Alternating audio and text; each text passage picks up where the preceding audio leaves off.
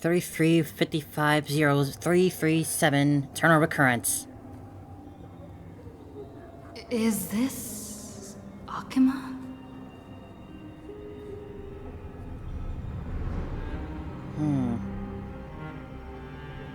Sky's dark. No one's here. And the dawn device off.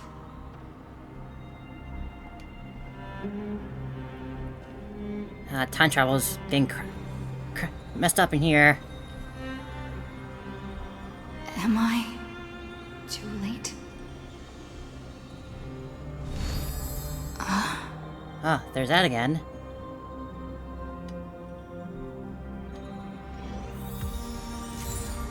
Core flame of world bearing. Yet seemingly some foreign force has tampered with them, making their divinity different from the one of the past cycle. Core flame awaits his rightful return, through which the final deliverer shall forge a new era nova. Zephyr, uplift bygone dust, dust cloudsward. Akima, the last city, was a cradle of countless myths. Once she was like an innocent nymph, sheltered by law, draped in flowing finery, basking in the sky's dawning light. She danced across the earth, listened to the ocean's songs, followed reason's teachings, slipped past suitors' trickery, untouched by strife or death. Through ever more beautiful passages she wandered, and people supported her in her world-bearing. Until time took her joy, her beauty, her life, and more. A skeleton lies quietly in a stone coffin, yet beneath ribs carved like white jade, her heart wasn't withered. Wipe away the dust that was from that beautiful heart, and listen to the heartbeat preserved for you. Hey there, Herda. Hey kiddo, can you see me? Don't bother responding, this is a pre-recorded video message. Thanks to the little Empress granting access to the ultimate protocol, Screwy and I rewrote the progress of the Era Nova while you were away. My guess is you didn't have much time to listen to all those complicated principles right now, so let me break it down into simple terms that anyone can understand. Amphoreous has been racing down the path of destruction for too long, and the underlying logic of Era Nova has been completely corrupted. Screwy and I put in a lot of effort, but we could barely manage to overwrite a small portion of its logic. Let's take the progress bar as an example. Our team's progress bar is currently at 99.98%, and through this review in Era Nova, we're confident we can push it back to 96%. Let's be conservative and say 97%. This is a critical matter. The internal structure of the scepter is too unstable, and we don't know what complications might suddenly arise. The modern rationale course of action is to quickly run an extrapolation to buy the cosmos a bit more time. Once you dealt with that troubling old Intellitron, don't hesitate to start with the new cycle and extrapolation right away. Screwy said that Era Nova isn't a progress that happens in an instant, and the protected nodes of the scepter are probably at the most vulnerable only during the reset. Only by initiating the progress first can we seize the opportunity to make our move. It's all up to you now, Deliverer. Alright then, let's do it. The chronocognitive anchor? Waiting here for us.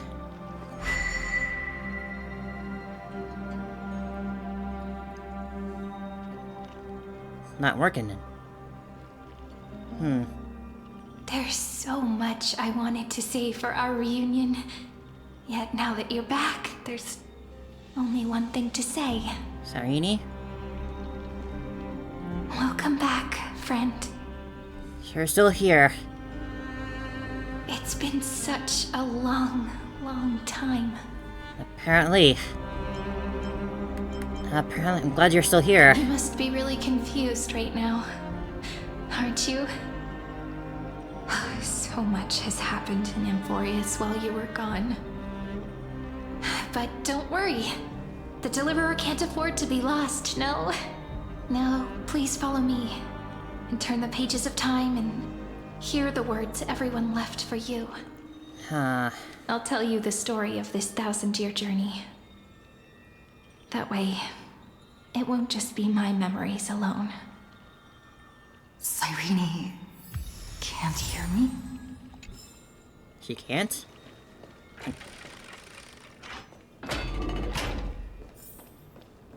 Completely empty. Completely lifeless here.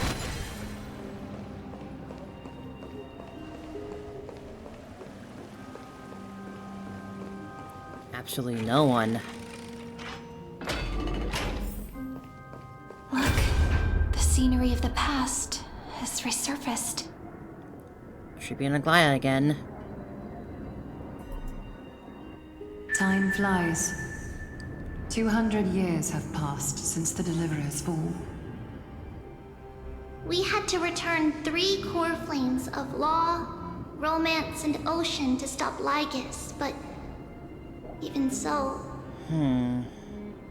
Terravox has fallen.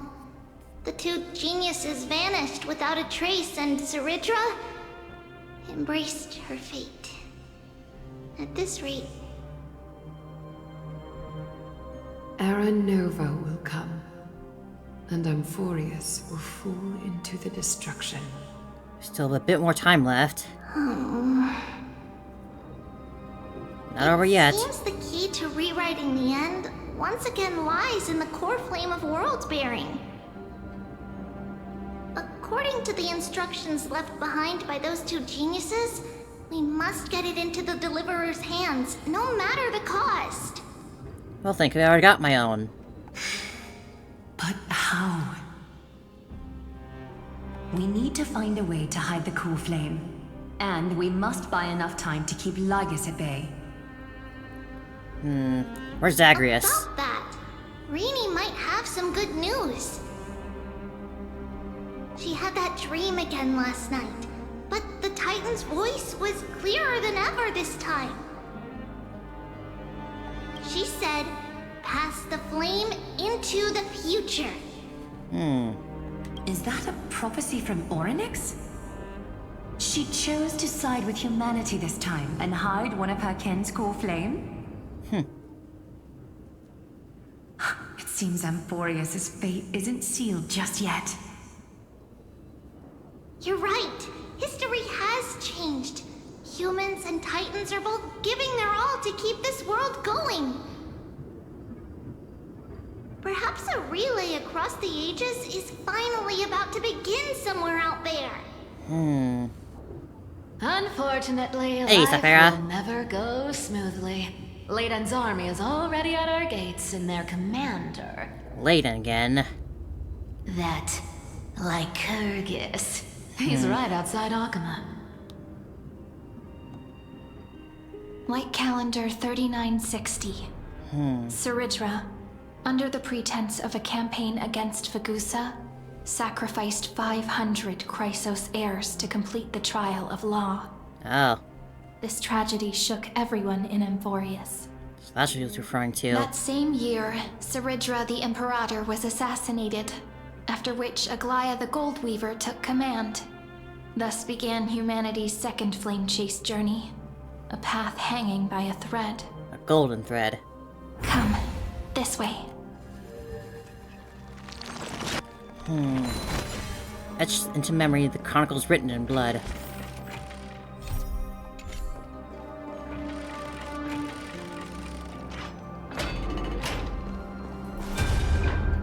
The eternal holy city? What part of that eternity ever lived up to its descriptions in poetry? Shut up. There's Castros here too.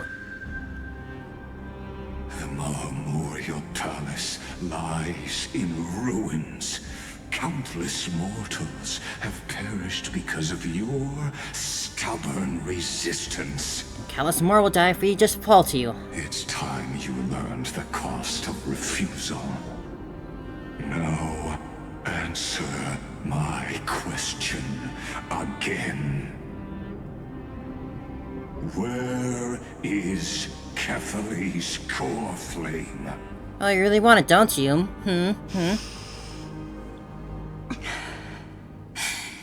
You really think you'll find it by razing the holy city to the ground? From what I see, all you'll get is dust and disappointment. Don't forget, you can't kill the Chrysos Heirs mentioned in the prophecy because of law. I have never denied that. Which is why I now place my hope in the faithful citizens of Akama. Perhaps they'll give me what I seek in the echo of your screams. Now then, I'll be cutting open your chests and using your scalding golden blood to baptize the masses. Allow me to apologize in advance. I can't rip your chest open. Oh wait, it already is open. With you, blind and foolish Lady Goldweaver. Leave this to me, Lady Aglaya. You must get away now.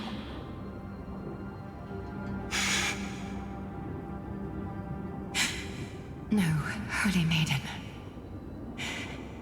I'm the one who must stay. What?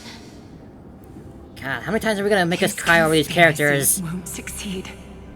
Because romance is ready to make good on their promise to weave an indestructible armor for Amphoreous. Its name is Solidarity.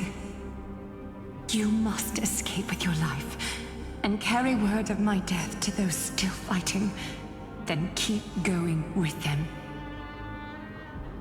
Just as the Imperator lit the torch of resistance with her death, my passing will make this flame everlasting. Take good care of it, guide it to the future, and place it into the hands of our deliverer. 50 years later, Lygus led his forces again to Akama. He charged directly into the Holy City and razed the Marmorial Palace. History would name this battle the Third Siege of Akama. 90,000 brave souls gave their lives for Akama that day, including their fearless leader, Aglaya. Go forth, deliverer. Aglaya.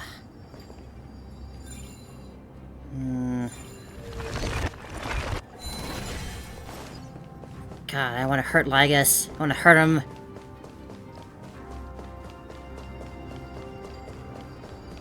Go. When the frost melts and the snows give way, the flowers will bloom again. You'll find me there.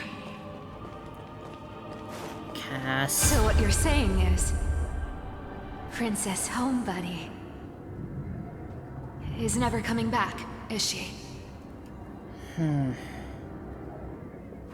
She just left, like that. Since Cass has made up her mind, we can't let her resolve be in vain. But between staying in Akama and going to Styxia, what difference does it make when it's death either way? I'm against relocating. With Kefali's protection, isn't Akama far safer than that dead city? Cass's plan doesn't involve any relocation at all. Huh? Like you said, Akama is humanity's refuge. We never intended to get everyone moving to Styxia. It's just on Cass, Hycealans, and me to prepare the final trump card for the Deliverer. So Hycealans is still around. Wait, what kind of trump card needs all three of you demigods to throw yourselves away? We must lay down the path to the future, so when the Deliverer returns, they'll have a clear road to reach the location of Era Nova. Of all the times for a storm to roll in. Styxia sits where death meets the ocean. And that's not by me. There, with the combined powers of ocean and passage, we can summon a current that leads to the vortex of Genesis. And the demigod of death will forever guard that secret path until she returns.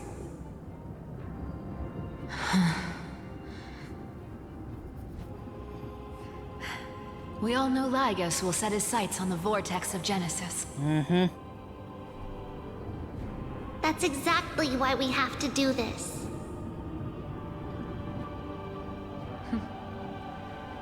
guess I underestimated Idonia's Maiden of War. She's got way more steel than I thought. That she And does. Cypher, we need you to head to Castrum Kremnos as soon as possible. By any means necessary, forge an alliance with Strife. Mighty. We can definitely use his help here. The prophesized Crown Prince has already been born. He shall become the new defender of Akama, protecting this land after we leave. You don't need to worry about that. I just came back from Castrum Kremnos. Only a step ahead of the news. Treeby, something's flying towards Akama, and it's really fast. Oh boy.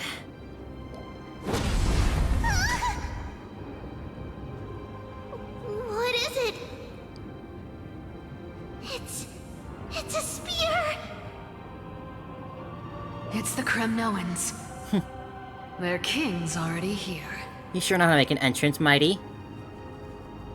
With the protection of the demigods Trebios and Cyphera, Akama endured wave after wave of warfare, though just barely. Castorus chose Styxia as the last resort, and completed the trial of death, causing the stagnant waters in the River of Souls to recede. Soon after, Trebios departed on a long journey. That same year, the Kremnoan king Euripon, along with his son, Prince Midamos, joined the alliance to safeguard the holy city in the Battle of Deliverance. Go forth and witness the fearless feats. Go on, and see you tomorrow. See you tomorrow.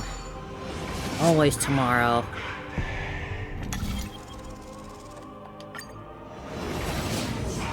Breaking me apart buys this world even one more second. And so be it.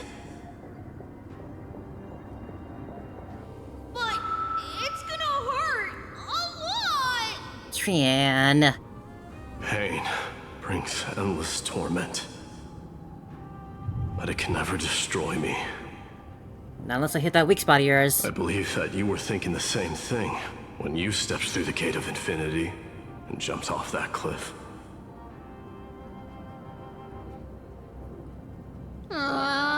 Can't argue with that. In the current situation, this is the only path Akama has left. Just do as I say. Split my soul into 5 pieces. Oh? Forge me an immortal vessel. Do what now? Blade of strife hang forever overhead. Locked in battle with their enemies to the world's bitter end.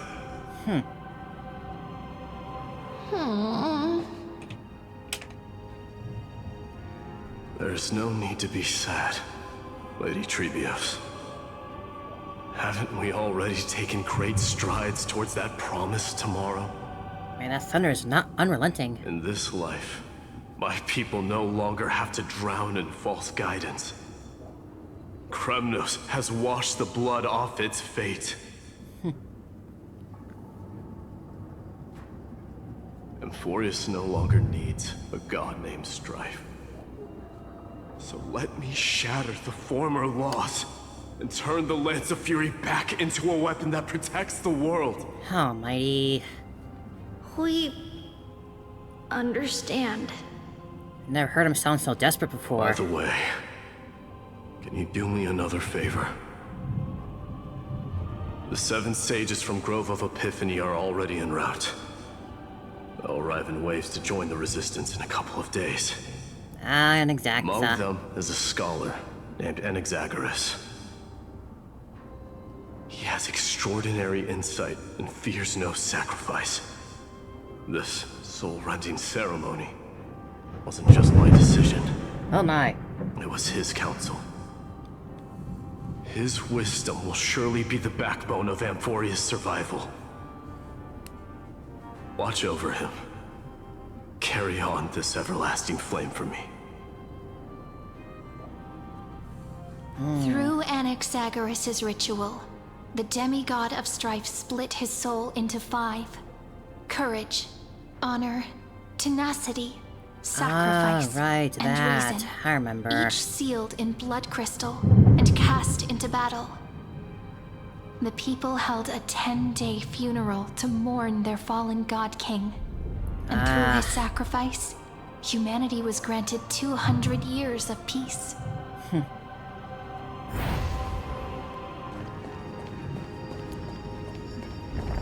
O King, mighty Mos. Keep moving forward. My blood will pave the road ahead for you.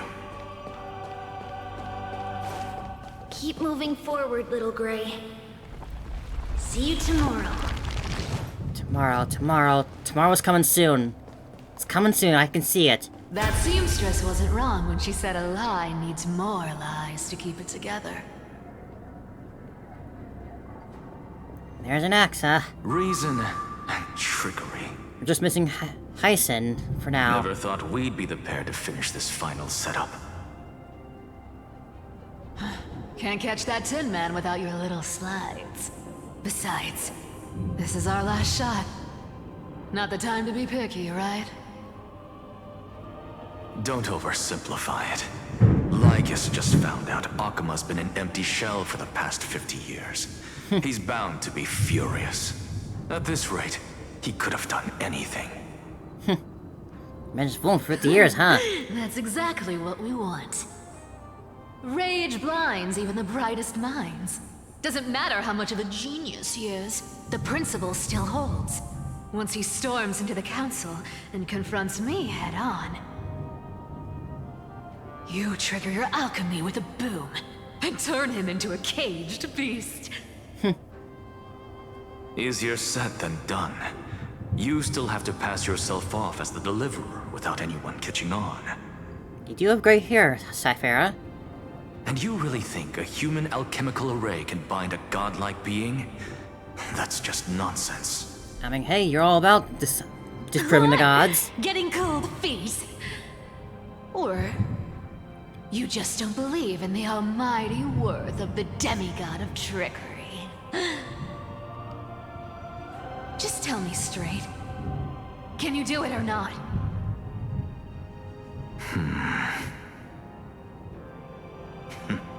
Of course I can. And it'll be child's play. But I've got two conditions. Since this is the final act, if we're doing it, we go all in. No half measures. Oh, I'm listening. First, shift the battlefield to the vortex of Genesis. Oh? It would be more convincing if the deliverer were to appear there. Daring. Besides, the vortex is cut off from the world. No place in Amphoreous makes a better prison. Fair. That's If also like you the place pull he that- needs, isn't it? Wouldn't our deliverer have to face tank Lygus as soon as they come back? Is that how it is, clash huh? is inevitable. All we can do is create more chances for her. And that's the second condition. The vortex belongs to Fagusa in the first place, remember? And there happens to be a demigod of ocean among the few survivors in the world. Loop Hycelian's in. Let her join the final act. I'll transmute myself into a philosopher's stone and embed myself into the formula. And when the time comes, she needs to shatter me and scatter that stone's ashes into the ocean within the vortex. More shattering, I huh? guess people weren't wrong when they said you're insane, Grove Boy. I've got no idea how to outwit a reclusive genius.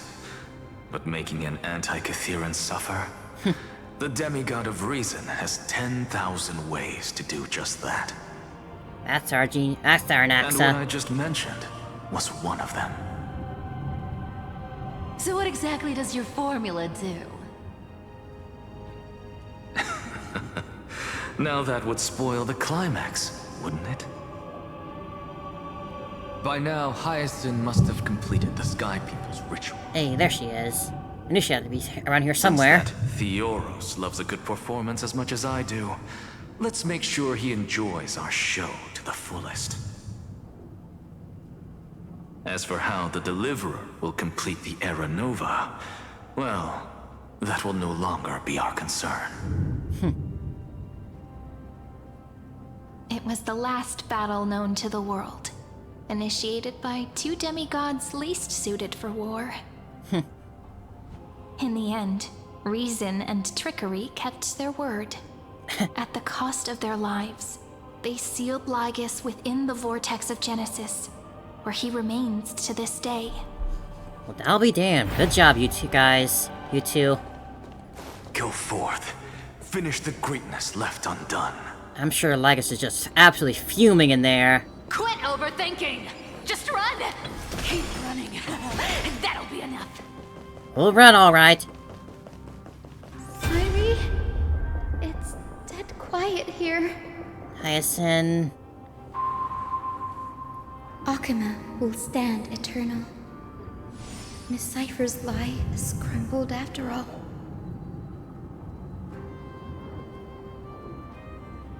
But it's alright, because all of us have fulfilled our purpose by now. I'm gonna teach that Tin Man a When lesson. Deliverer returns, no matter where she is, sky will turn clear, and a rainbow bridge will rise, carrying her to the final battleground. Sairi, this arduous relay is finally nearing its end. Now, I'm passing the final baton of fate to you, okay? We're ready. No, that's not quite right. After all, it was you and her who lit the first spark of this journey, wasn't it? Don't forget Finon. We also wouldn't be here without him.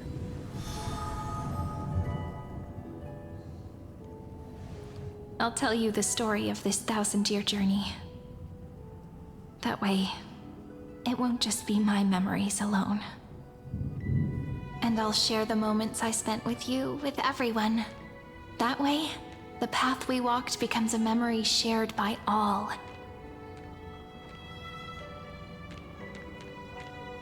People will know that there's nothing left to chase.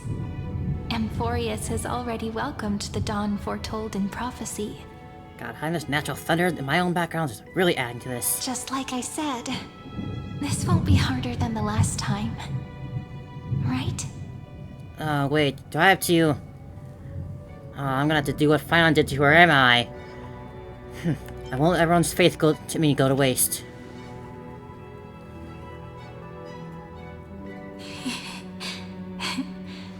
I wonder what kind of expression you're wearing right now. Probably the same as always. Calm, resolute, and brimming with confidence. I wish I could say that. If I have the chance, I'd love to see it again. Because it's really been far too long since we parted. Cyrene... Even you... It was all a memory.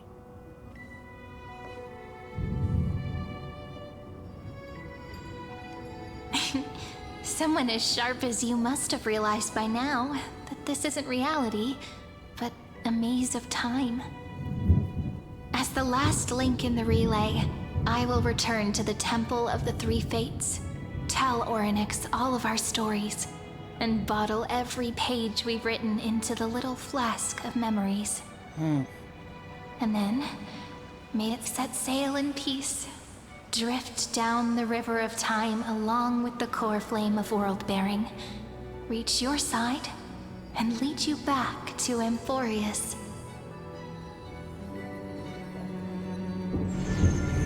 Just like the first time we met, right?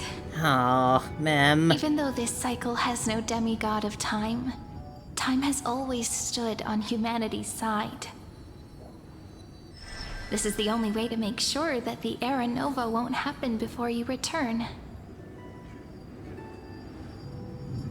And the only way I can safely entrust the completed final flame chase journey to the Deliverer's heart. Final flame chase journey. After all, the new world will be born from your memories, and the protagonist of this story mustn't be absent.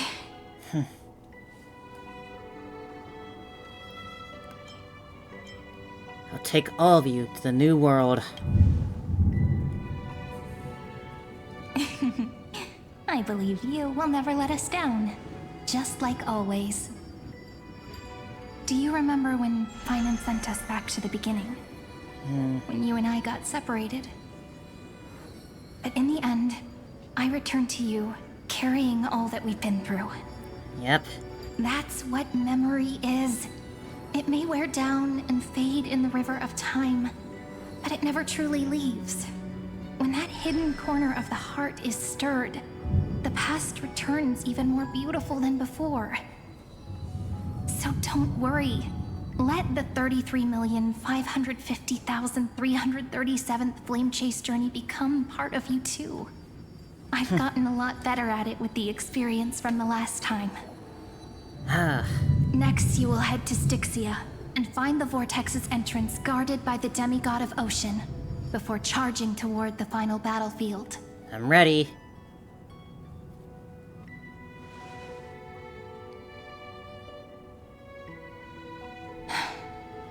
Don't worry. I'll be with you. All of us will. Even Finan.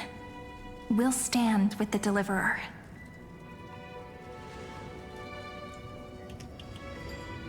So say a short goodbye, then set off, just like we promised at the start. Toss away all unnecessary worries and troubles, and bring our smiles and determination into tomorrow. Tomorrow.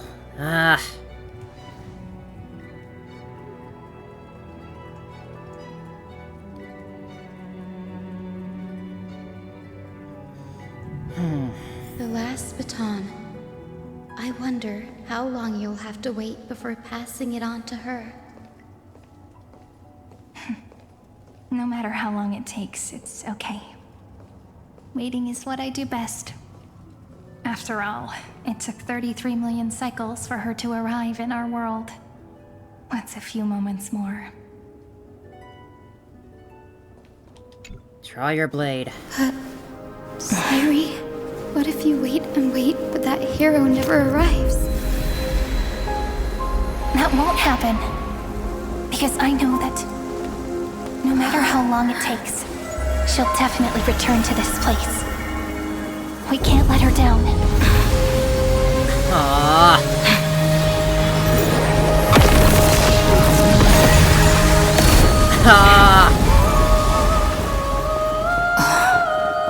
Hyacin, you're still here. Sky shall rain rays of dawn for you. May romance be with you on your journey. And reason grant you enlightenment. Let strife bestow you with inspiration.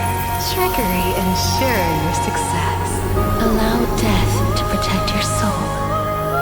And at last, So many tribbies. passage, point the way forward. Well, time will remember the Trailblazers' journey.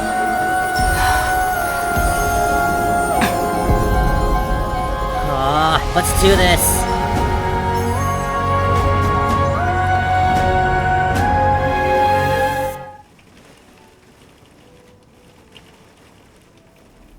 Wow. Is this Styxia? What happened to this place? It's alive. I need to Sorta, find the entrance still. of the vortex, guarded by the demigod of ocean. High Sealans. Is she still there?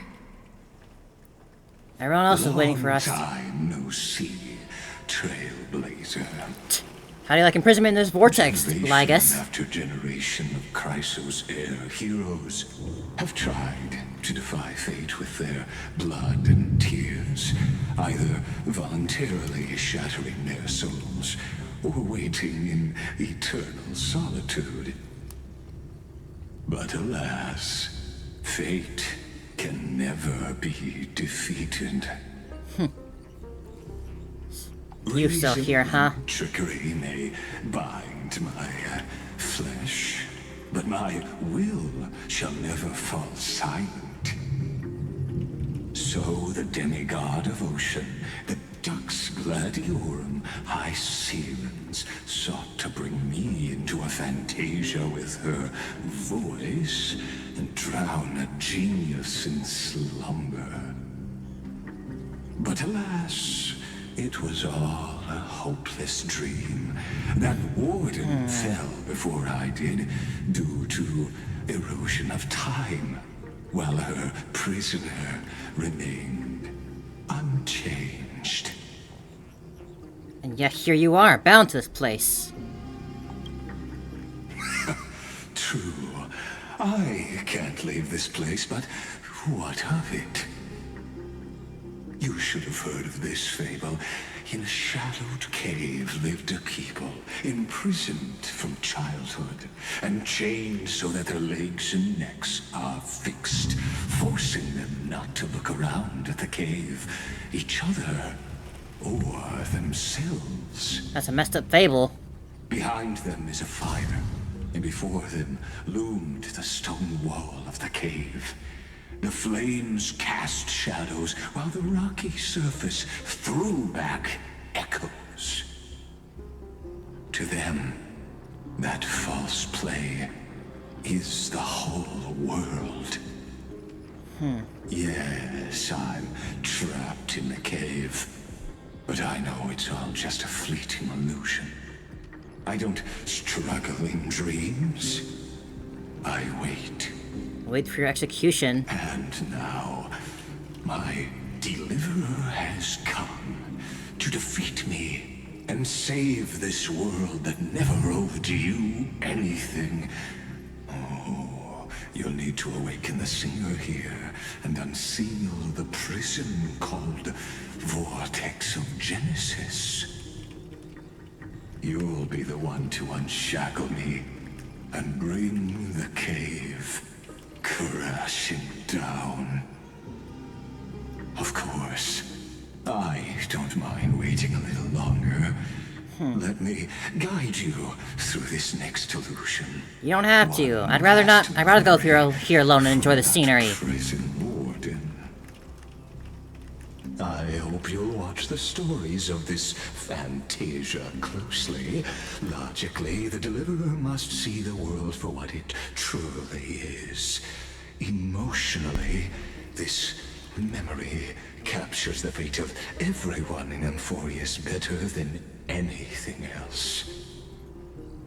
Only by feeling it for yourself can you understand my point of view.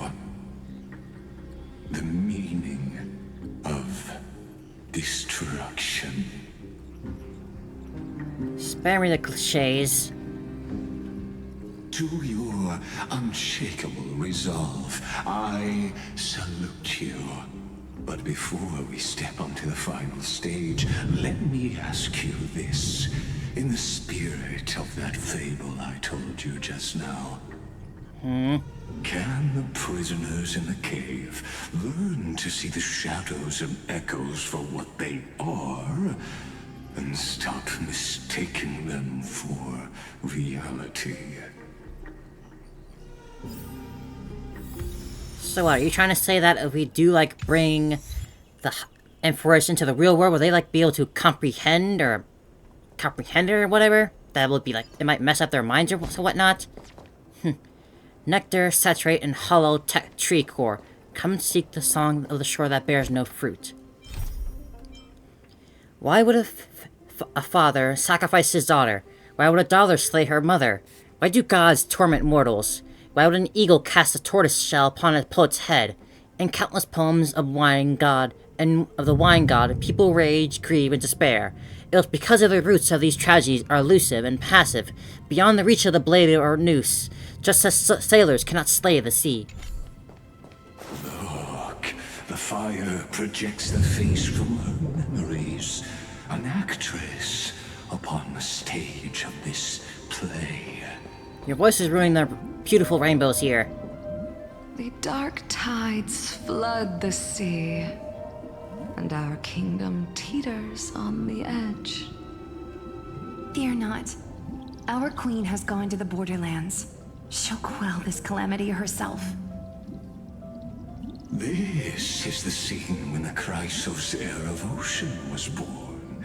She was once of a Titan-kin race named Sea Sirens. At that time, Kozlana had suppressed the Black Tide's rise. Don't you dare say his name. He was unable to remove Irontomb from its roots. The Black Tide still roiled in the depths of the world. And the kingdom of Sea Sirens was the first to face the destruction head-on. Listen, I heard Electra's voice. She's calling to us. It's a very pretty Let's go. place. Her voice carries the queen's command.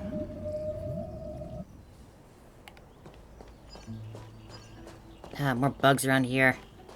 To keep the Black Tide from threatening the ocean, the queen gave her all, body and soul.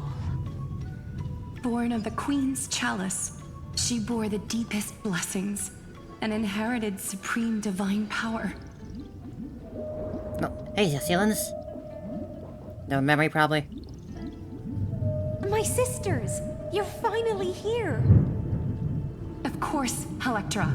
Your beautiful melody drew us here. Nice. Electra, huh? Her true name is Electra. This is a reflection of her former self, clinging to the past with aching defiance. The Queen summons us. She must be near exhaustion. The Black Tide will soon enter our borders. Then what do we do? Will our seas fall to darkness and terror as well? Don't worry. We shall lift the chalice in her stead to catch the Black Tide, and stand together to safeguard our realm and its people. Such tiny Titankins, thinking they can stop the tide of truth. How naive. Do you ever shut up? And that naivete is the root of all suffering. You just have something to say about everything, don't you?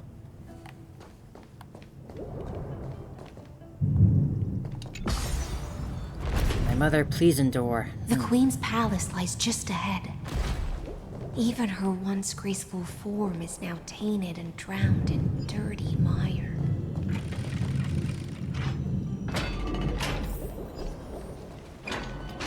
Protect our feast. You're willing to swallow the Black Tide. Let tears return to the sea.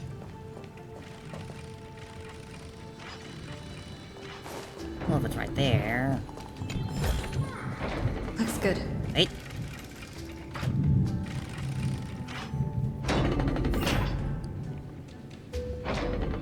More of this stuff. Figures there's gotta be at least one puzzle room around with every new area. Our noble Queen! We've come at your call. My little fishlings, you swim with such joy. It pains me to speak of the kingdom's sorrow. I once believed I could drink the Black Tide dry, but even the deepest chalice must one day overflow. And I can hold no more of this filth. Mother, worry not. We're all children of the sea. Let us bear your fate together. So these are her thoughts, huh? Take up your mantle and drive back the black currents. We'll mend your sacred chalice and take in the cursed filth. My little fishlings, when the spear of strife falls, you may retreat in peace.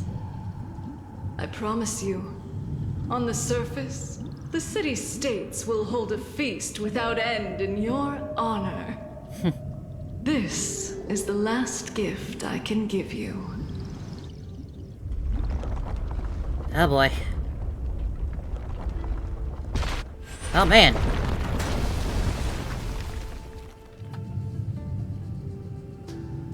Now it's gonna make getting across here more difficult. Fagusa sank into the abyss.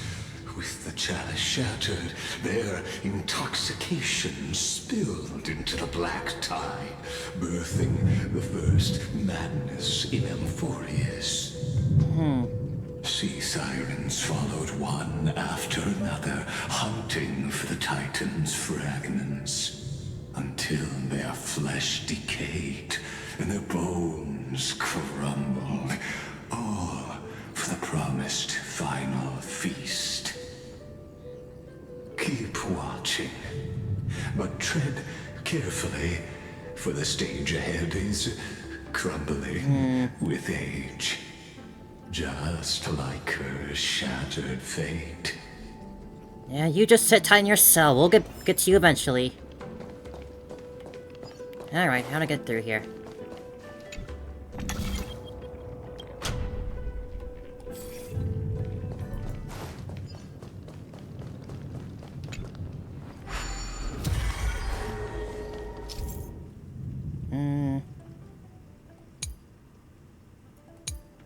Alright, this one. Right, I think I got it. Stop the black tide. Await the feast. The chandelier is still giving way. Maybe the poem vessel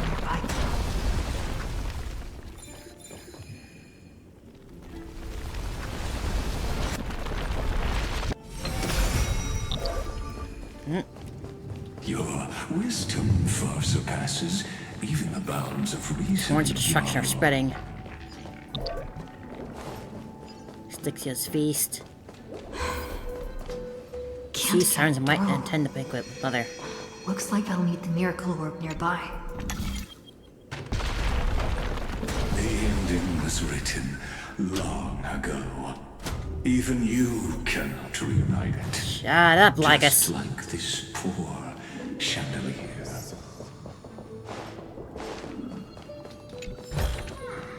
Looks good. Devouring everything. The fiends have gnawed my tail. I can no longer swim to the far seas. Electra! The black sludge has soaked my fins.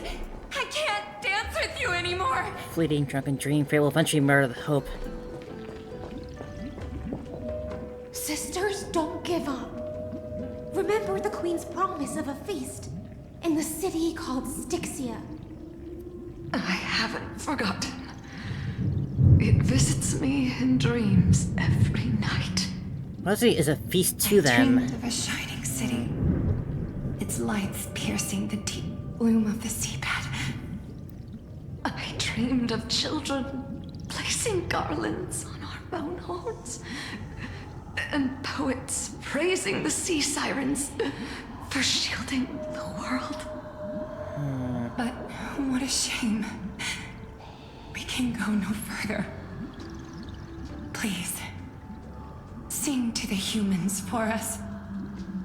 Sing of the deep sea's legend in our place.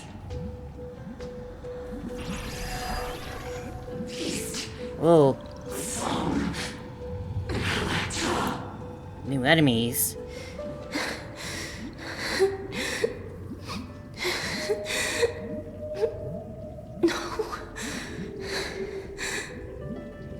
The sea sirens were tainted by the destruction. Their flesh rotted away. They became the black tide creatures of this cycle. Damn. Farewell, sisters. I'll finish this last task, then return to prepare your feast. At least they can play D&D. They got a D20 on them. Only one Right? sea siren remained among the sea floor. High Sealands, swimming alone through the seas, burying her kin and searching for the fragments of the chalice of plenty. Though most of that journey was in vain, why not use the power of time journey's end. To reach the spirit basin, I'll need to call upon the power of the Chrono Vessel. Drift towards peace, yet the bones have forever sunk in the river of souls.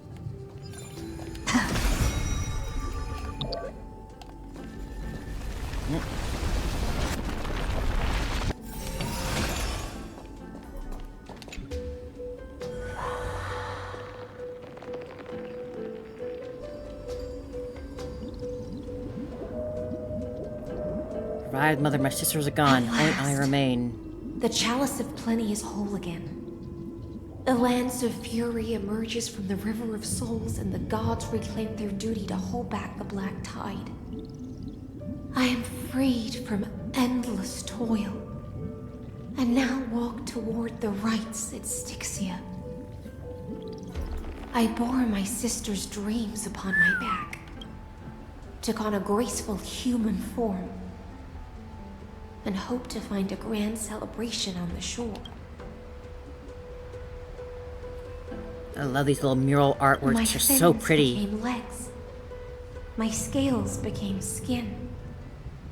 And the sea foam on my body became a shimmering gown. But when I stepped onto land, there were no festivals with honey brew, nor poets plucking harps. So they really did used to be just Only full silent aquatic death. creatures. They're just being shown in Drifting human form gently here. along the river of souls. When she fulfilled her wish, she only found Styxia to have already repeated the mistakes of previous cycles and was swallowed by death.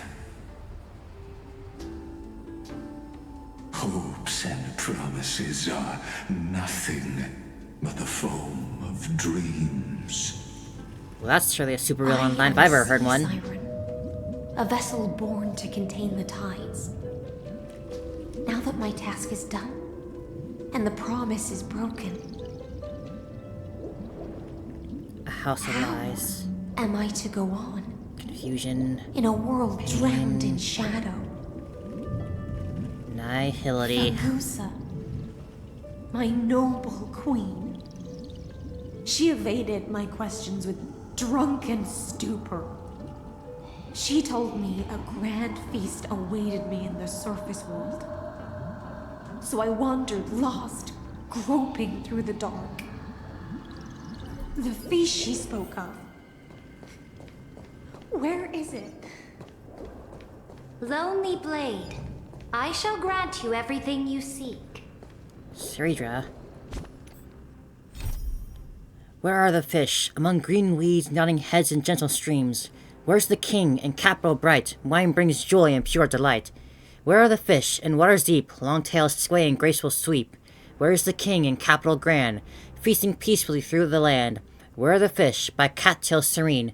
Resting calm on the waters green. Where's the king in capital's halls? Dwelling where the tranquility calls.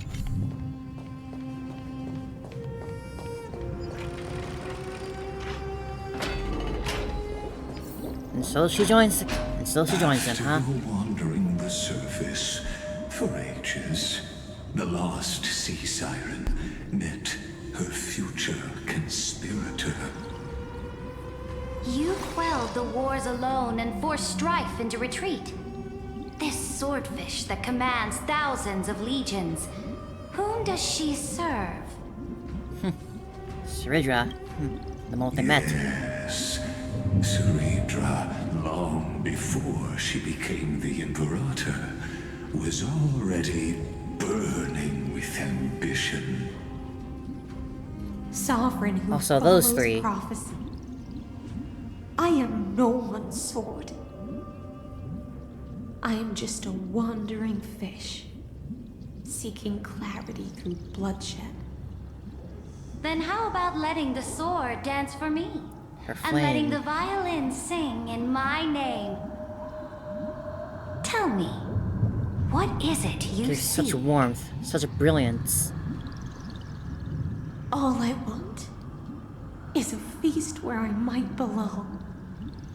Such a demand is trivial with the Sovereign's authority. I'll grant you a banquet worthy of conquest and comrades to toast beside you. But Knight, you must offer me your heart. My heart? Yes, a loyal heart that will generate no betrayal. You were deceived by gods and drowned in the ocean's darkness. But now, I will lead you forward. My light. And be your light. So be it, noble monarch. My law. The law you proclaim shall govern my every breath. So be it. My noble monarch. I am simply becoming someone else's vessel once again. And accepting a duty given to me. And thus, in her hollow drift, she finally found a new purpose. Like sunlight piercing the deepest trench. Maybe he's just feeling lonely in the vortex of Genesis, and that's why he keeps talking to us. Go sing a song for the sun setting on the mountain.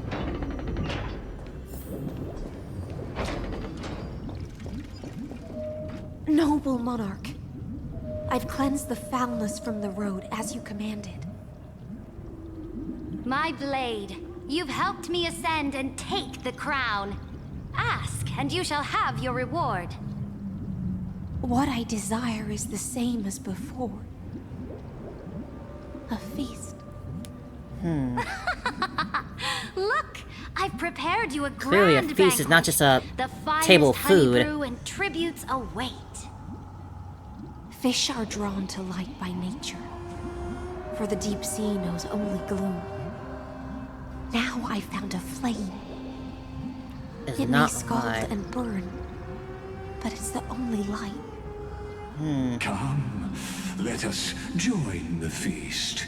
Perhaps the path forward lies hidden among the revelry.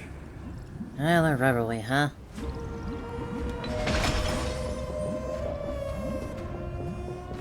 Have you heard that the Imperator's about to begin a new campaign?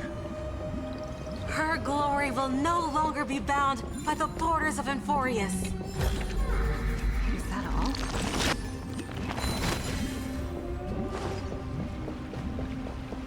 And again, she's standing on a higher platform than the rest to look taller. My faithful subjects, tonight's feast is not just for the past.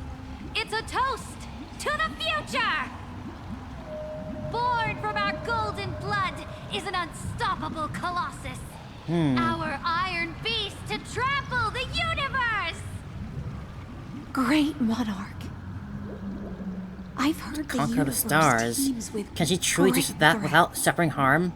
Can we truly remain invincible? Fear not. Before the troops of the destruction, such rabble is no more than cosmic dust. Surely there's a planet draped in oceans out there in the stars.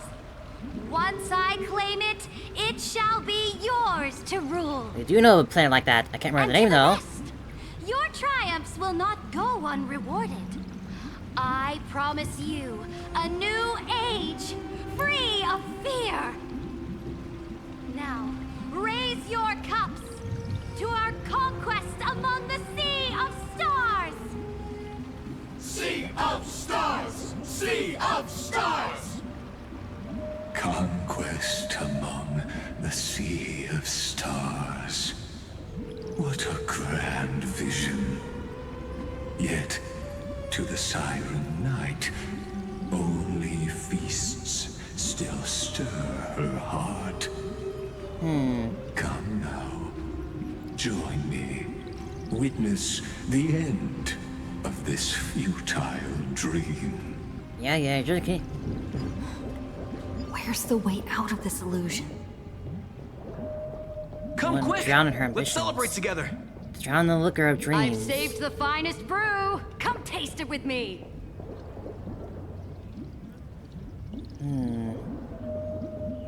Noble knight, you are truly a blazing spark. It is my honor to share this banquet with you. Noble knight, you have earned victory with your blade. And you have every reason to revel in this moment of triumph. Let me pour you a glass of honey brew. Noble knight, with the sovereign now enthroned, this triumph is yours as much as hers. Let me raise a toast to you. Noble knight, your strength is boundless. Lead us to conquer the universe, and let us toast to that vow! Then drink we shall. Raise your glass. In the deep sea, I never knew what fire was. But when I set foot on land, the first light that I saw was the flames of war, lit with golden blood. It scorched my fins, made me feel pain and desire, hope, ignited wishes. an unprecedented hunger. A hunger that flickers in every hero's heart. So bright, yet so blinding. Look! The monarch herself has taken her seat! Hear that? The court sings her praises! Do not return yet to the heavens, just a little longer. Join us and praise her glory. Can I grab that? Ah. One eye of hers sees glory, the other sees corpses. And yet, she cherishes the name of glory more than fear and death. As they say, the coward died 1,000 times before his end. But the brave face death but once, which gods stand witness. On the eve of war, we sang our hymns and set our sights to sail beyond the stars. The legions will climb aboard the beast, riding it like currents across the cosmos. Planets after planets flew the flags of her crown. Realm after realm was ignited by her flames of war. As the final resistance fell silent, a vast empire rose from among the stars. And this small pond at last embraced prosperity and peace. That's how the story ends. Tell me, visitor. In this dream, did you enjoy the show? Oh, speaking to me now, huh? It's not the right ending, is it? After all, beneath that still surface lie the bones of countless dead. It's time for me to wake up from this drunken dream. Oh. Damn. That's quite the scene to be woken up to. Indeed, I have long known. Let not the wind claim you. Looks good.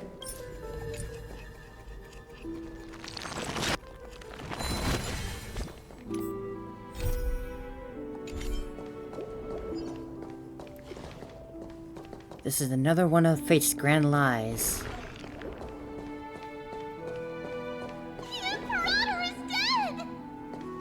The Imperator is dead! The Imperator is dead! My heart. People once cheered for my ascension.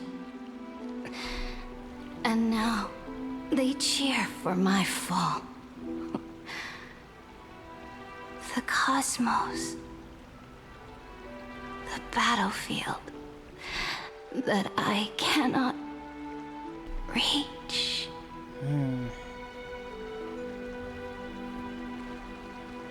Before the Sovereign's conquest reached its end, her life and ambition had already been swallowed by the deep sea. This is the true ending. Her grand designs torn apart by the blade. Her regal robes soaked in golden blood. And the one who struck her down? The one who struck her down was her most loyal gladius. It's kind of like King Arthur and how King Arthur was struck down by his son Mordred. I think that's how that went. Why though? I don't need to explain myself. A fish in a pond has no hope against the surge of fate. I wandered the shore, found a flicker of flame, only to snuff it out with my own hand. I don't understand. If the ocean's feast, the Imperator's dream, and even Amphoreous' existence are all illusions, then what's the point of our journey? That's not Hildy speaking. When the Deliverer returns, I will let this absurd celebration come to an end. But Greyfry, I can't help but wonder how I dearly wish this feast of the Flame Chase would never end. There she goes. It seems she sensed your presence. The Fantasia's foundation is starting to crack. Let's return to the prologue.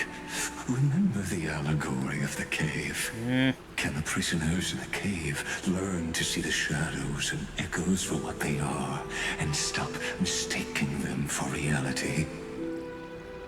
As you've seen, when she cast off her chains, finally turned to look around, and moved her legs, her reward was nothing but searing pain. The light will blind her, for the fire behind her had never once actually touched her eyes. Her legs will buckle beneath her, for she had never learned to walk forward. And so she fell into infinite confusion and fear, and came to firmly believe that the shadows and echoes were the real world. But we in the cosmos, are we truly any wiser than she was? Now, nameless one, fateless one, ask yourself this. What now? The paths you tread, the eons you worship, everything you've trailblazed with your own hands, could it all be someone else's projected shadow? Let's leave that question till after the curtain falls. Someone else's shadow, huh? Unearthed every last truth and reached the prison built for me by the demigods. I'll speak with you face to face. I, the Theoros, have walked the 13 million histories born by Cosmos. You can't say his name. You don't deserve to say that name. 1,000 years is a mere atom in a grain of sand to me. Amphoreous, compared to the cosmos, is but that grain upon a whole beach. But every grain of sand together that makes it a beach in the first place. Would I really let a single grain grind down my mind? Now, please use the power of time to open the gate to the ocean's depths. Go, find the prison warden tormented by loyalty. Find her, step into the world's vortex, and once there, end everything between us. That palace reflects the heart of the demigod of ocean. Intoxicated, stagnant. There, you'll witness the true beginning of the saga of deliverance. An ugly history, long buried by tides and shame. A staircase of apotheosis that the Imperator forged with the golden blood of 500 human sacrifices under the pretense of conquest. I'll wait for you at the heart of the world. But to reach the place, you must find the prison warden, lost in her stupor. Beyond this door lies the path to the vortex of Genesis. I am your labyrinth. If we're to take what he said and try to analyze it, like he said, is our journey just someone else's shadow cast by someone? Is he not just referring to basically just finality in that sense? That our journey is just like preordained and whatnot? Step away from this false banquet. And then onto that bloody stage. Oh, people here. That day, a grand ship laden with glory and 500 heroes set sail from Styxia and plunged into the embrace of a towering wave shrouded in mist. Days later, the ocean fell silent, and for 1,000 years, no waves rose again. No one knows the story hidden in the mist and waves. Perhaps only the ocean remembers. A single burning ambition ignited all the timbers laden on that ship. Ashes of emptiness drifted slowly into the ocean floor. Go now, and feel that chilling flame in those burning tears.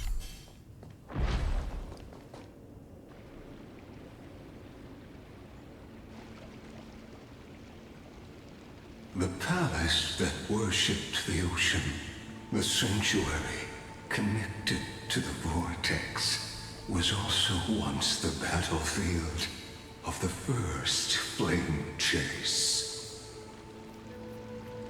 Time slow down here. Her exuberant song halted the passage of time in this place, imprisoning my body and shielding my soul from deterioration. All just to await your return. That's how to... The twisted time and space reflect, and so the Imperator's crimes were veiled.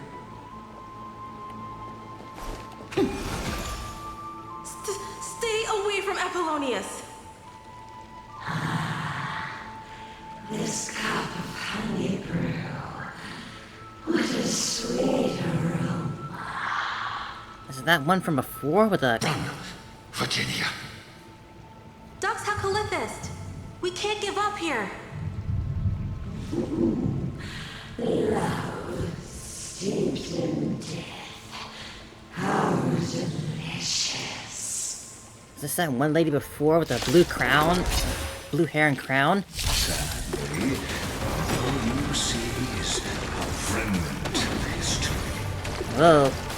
And your interference is just another equally futile echo. Attack! Stand still. Good times never last. Time to say bye. Boom. This is the first battle I've had this entire patch so far. Anything. Stand still. Relax. Like until everything burns to ashes! Fight to live! Oh, they also explode. You took the bait. Stand still.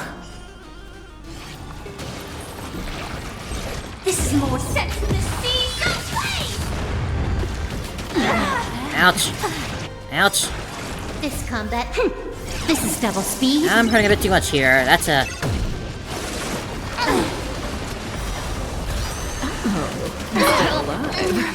Well, that's, unfortunate.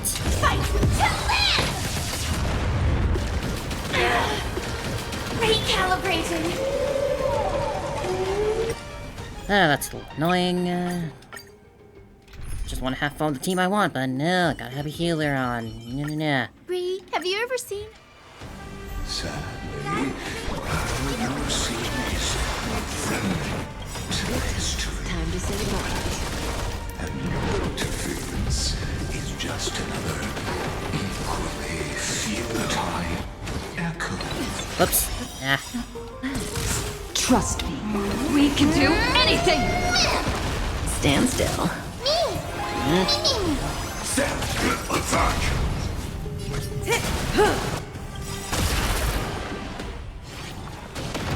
Let's get out of here. Dispel the gloom. Destroy the skies. Like until everything burns to ashes. Set to the seas of flame. Go on, Git. Fight to live. Relax.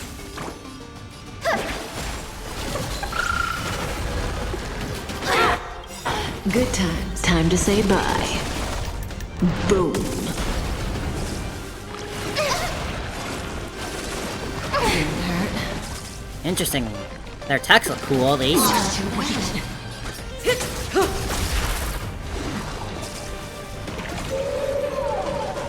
Oh, summon more.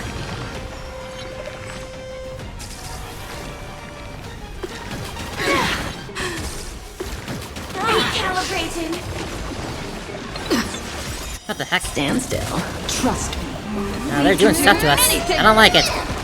Relax. Get up, your Firefly. Just you wait. Good times. Time to say bye. Now, for someone who wants to destroy the erudition, a lot of the enemies here are basically fight like erudition characters, always hitting everyone at once. Just you wait. Stand still.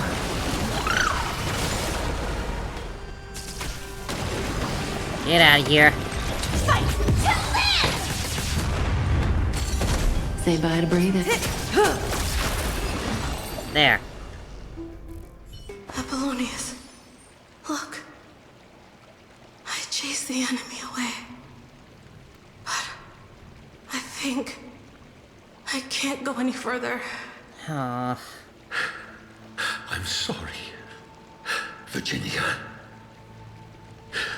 for letting you. It's okay. I'm glad to die by your side. Ah, such an Shut up. Let him have the moment. fate. Even as the foundation God, I can't wait to pummel your face in for real. crumbles, the heartless Imperator still made the same decision she did in the past 30 million cycles. During the first Flame Chase journey, the Flame Chase Legion stormed Styxia. Tens of thousands of sea sirens surged from the River of Souls, crashing toward the heroes like a tidal wave.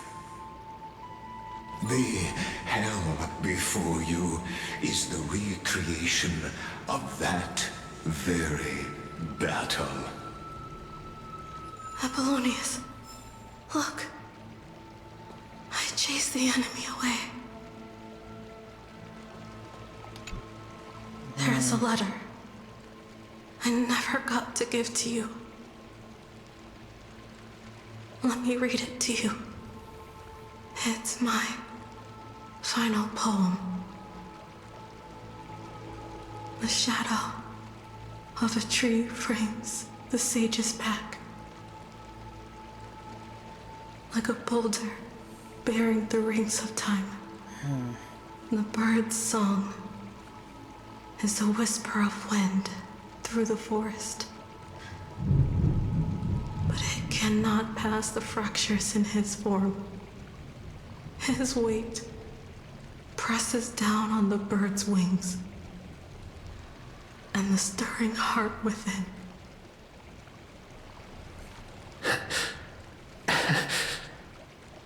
I always wanted to tell you. You look beautiful when you read poetry.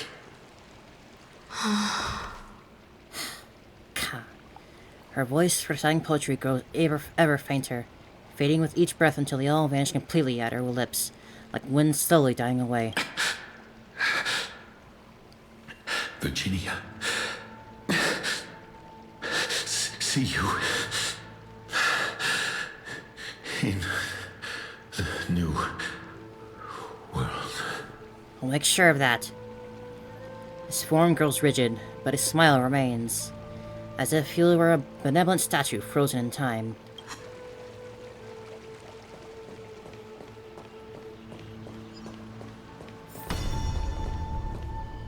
Going back and forth, huh? A painful past, yet hidden beneath a veil of joyful song. Ah, two discarded data clusters waiting for someone's return, it seems. Relive the history, then pass through the temple's waters and come to my side. You're gonna want me to slow down. That's how much I'm gonna make you hurt.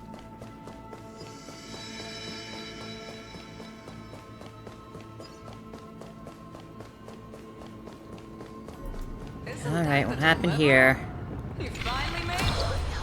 What a wretched way to die. The flame chase army, devoured by warbling fish, never saw it coming. Look, the cruel Imperator and her Knight Commander, the pitiful Warden. What a perfectly matched duo of test subjects. Their hands drip with blood, golden blood. Raise the bridge and cross the river of fate. This path of the prisoner is far from over. Imperator! Imperator! Did you see my gallant deeds, Imperator? Imperator! You fool! How could you still not get it even now? With her schemes, do you think she'd ever let us end up like this by accident? She knew how this battle would end from the start! That tyrant. I swear I'll kill her with my own hands. No. She wouldn't send us to die for nothing. She would never betray our dreams. Or Amphoreous. Imperator! I know I'm a fool. So I'll believe in your commands. To the very end. Take my life. And finish the conquest of the stars. His shattered armor ceases to rise and fall. His unclosed eyes remain resolute, sharp, and as an unbroken blade. You mutt. Looks like I won't get my revenge after all, tyrant. Without me, your conquest is doomed. I'll be waiting for you in the River of Souls. To slice off that crown-wearing head of yours. Remember this. I never bowed to you. Or fate. You're a cool one, Sneca. The storm beside her slowly stills, tears and blood pooling out her eyes corners just like shallow ponds of golden rain.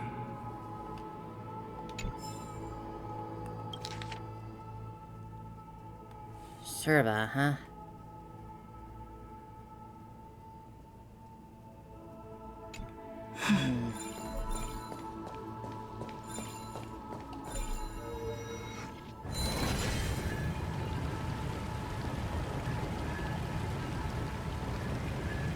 Water's all murky and dark now, huh? A sovereign and the sword at her side. There are countless counterparts across the cosmos. Most of their stories end in tragedy.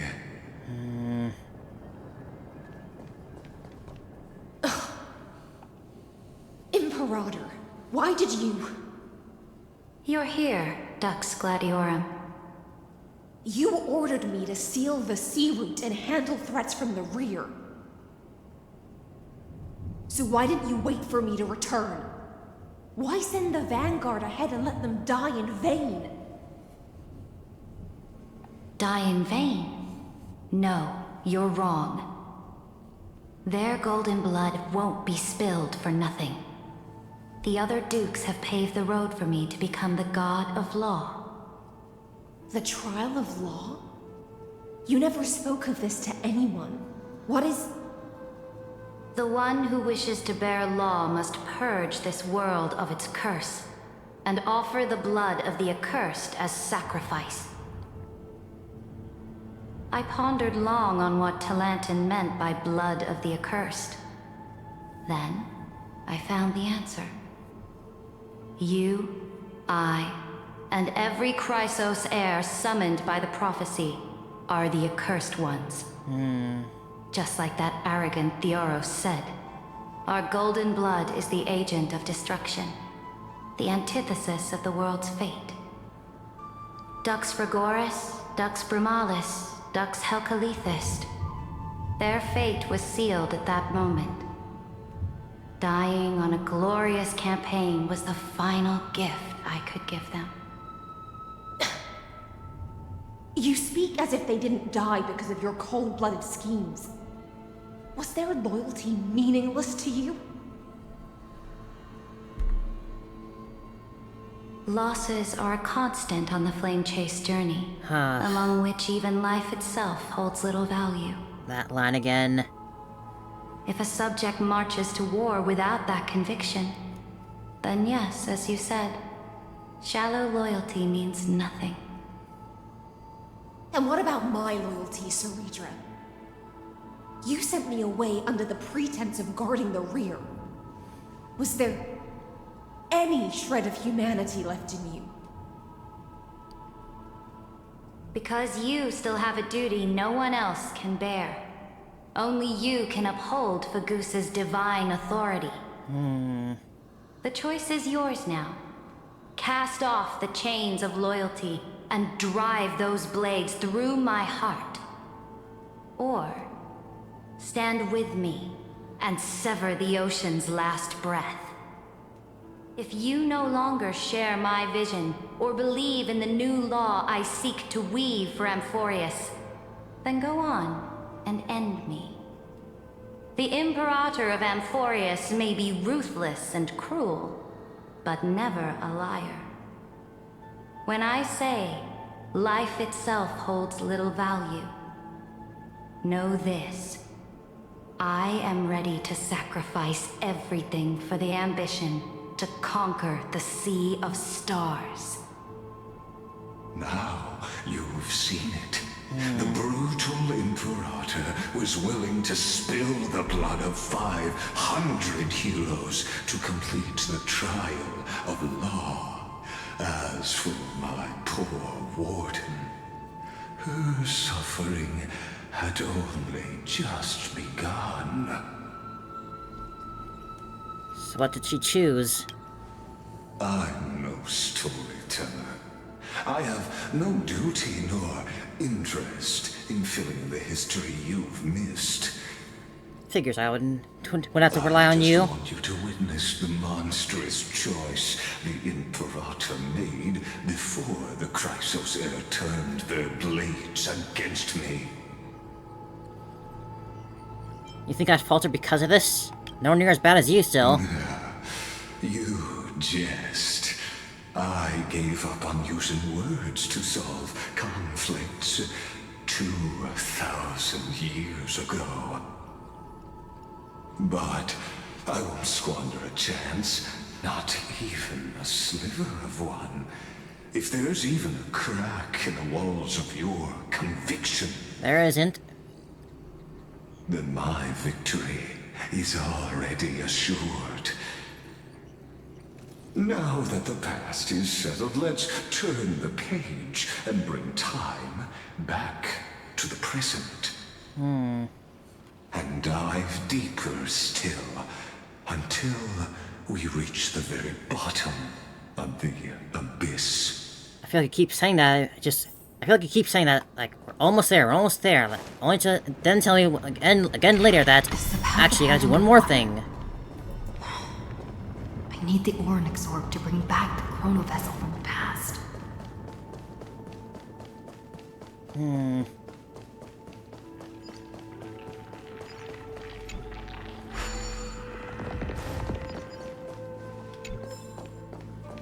Pilgrim notes.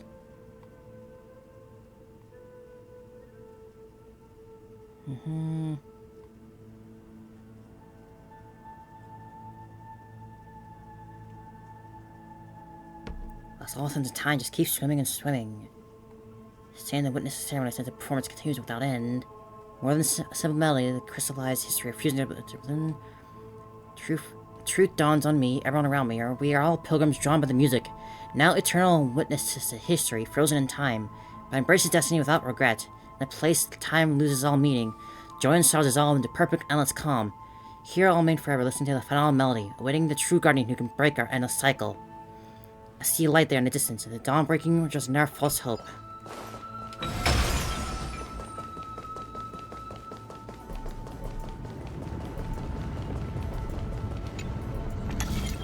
Shatter the vessel of time, and let this stagnant pool, this hidden gate, leads to the vortex. Hurry now. The time of our reunion. Oh, I'm eager for it, don't you worry.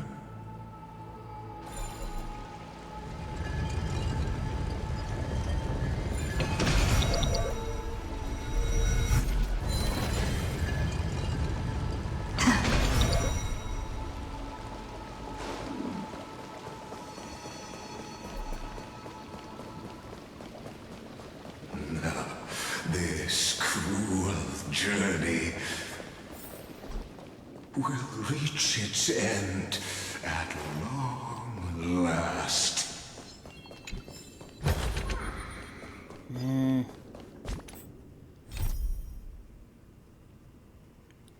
That day, a grand shibling with a glory.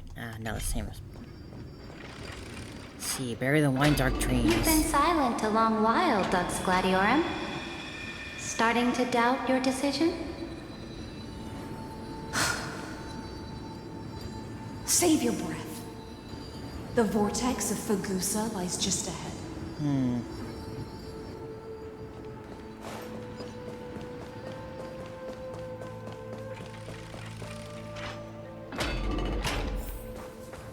After the trial, there's nothing left between us. So you'll stop swimming toward the stars, Dux Gladiorum? I was always a creature of the sea. The stars in the sky were never meant for me. That rhymed. Maybe you could be the next poet. Is that all? Look, a gravestone. Shush. But whose name does it bear?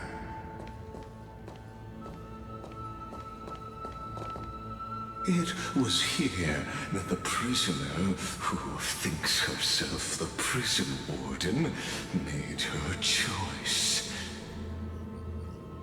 Witness, listen, and awaken. Dux Gladiorum. I've lost count of how many times you've stood here, over the past centuries. You talk too much for a prisoner like Chrysos. You say that again. Two geniuses who defied law and all the Chrysos heirs who sacrificed themselves in this cycle worked together to chip away my strength. But you, can never affect my will. And as long as my will remains intact, I am free. Don't get ahead of yourself. I still have ways to chain your divine soul. Please, do surprise me. But I'd say your mission is nearly done here, isn't it? Oh, it was here you gorged out the core flame of ocean from Fagusa's body. It was here you and that Imperator both completed apotheosis, becoming pillars of Amphoreous. And after that,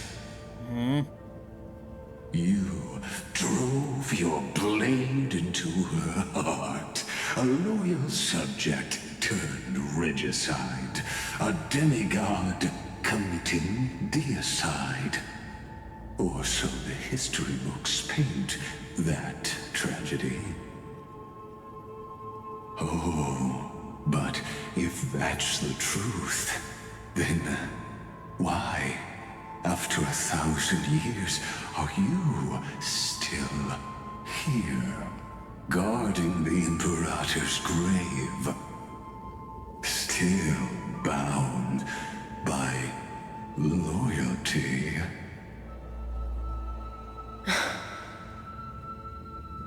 Come to think of it, perhaps I'm not the only one imprisoned here. Your calm does stir the rage in me. As if the one paying the price here isn't you, but us.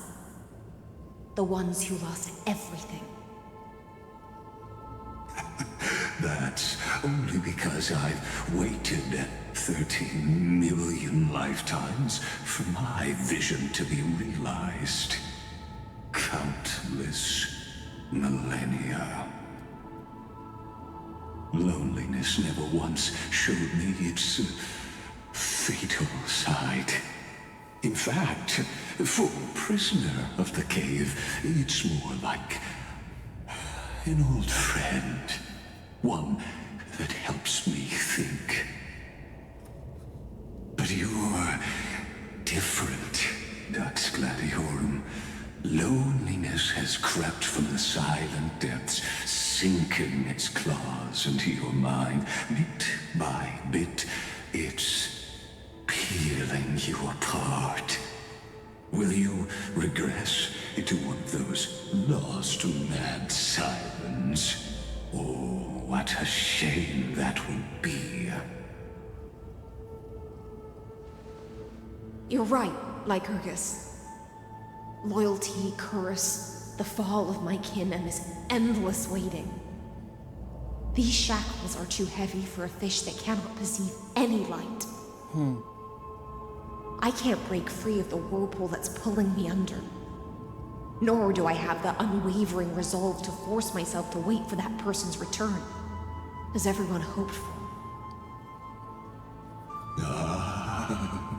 Deliverer from beyond the sky, my executioner. How much longer until she arrives here? You're gonna want to wish that I was longer. Or will she ever return? I don't know. And I doubt anyone does. Then, what will you do?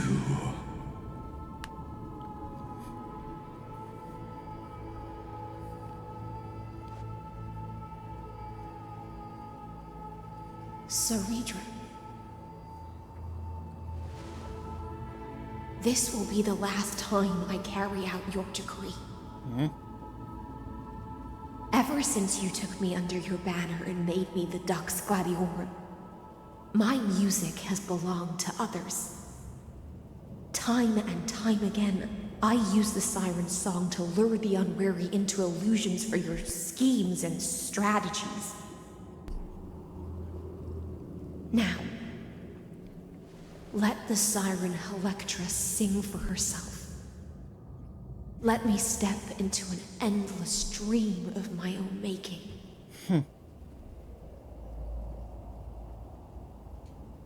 Oh, great ocean.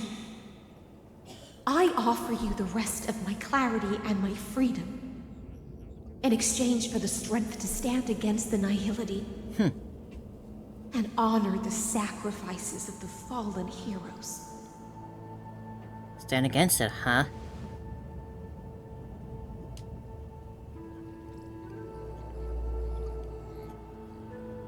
Greyfry, deliverer from beyond the sky. When you ride the current of time and find your way here, you'll hear my solo. It will guide you to the heart of this world. By Ears then, are open for you. I may still be lost in my self-wrought slumber, but I'll uphold my part of this long relay and guard the shackles that seal the Amphoreous. Do you still remember? To awaken someone from a siren's voice, you'll need Kagoose's honeydew.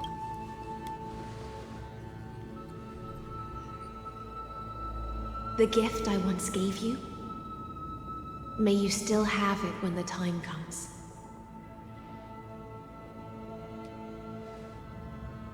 When you return, please pour that honey brew upon this grave. It holds the story of all our struggles and sacrifices. May you see it one day. The prelude Amphoreous wrote for your return, carried forward through a 1,000-year relay.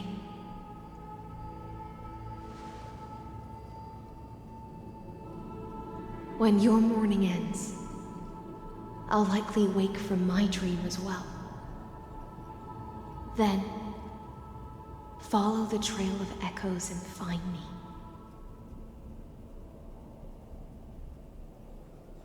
We're here at Hycelan's Electra. And Do together, just that. we'll bring judgment upon the sinner who defiled the erudition.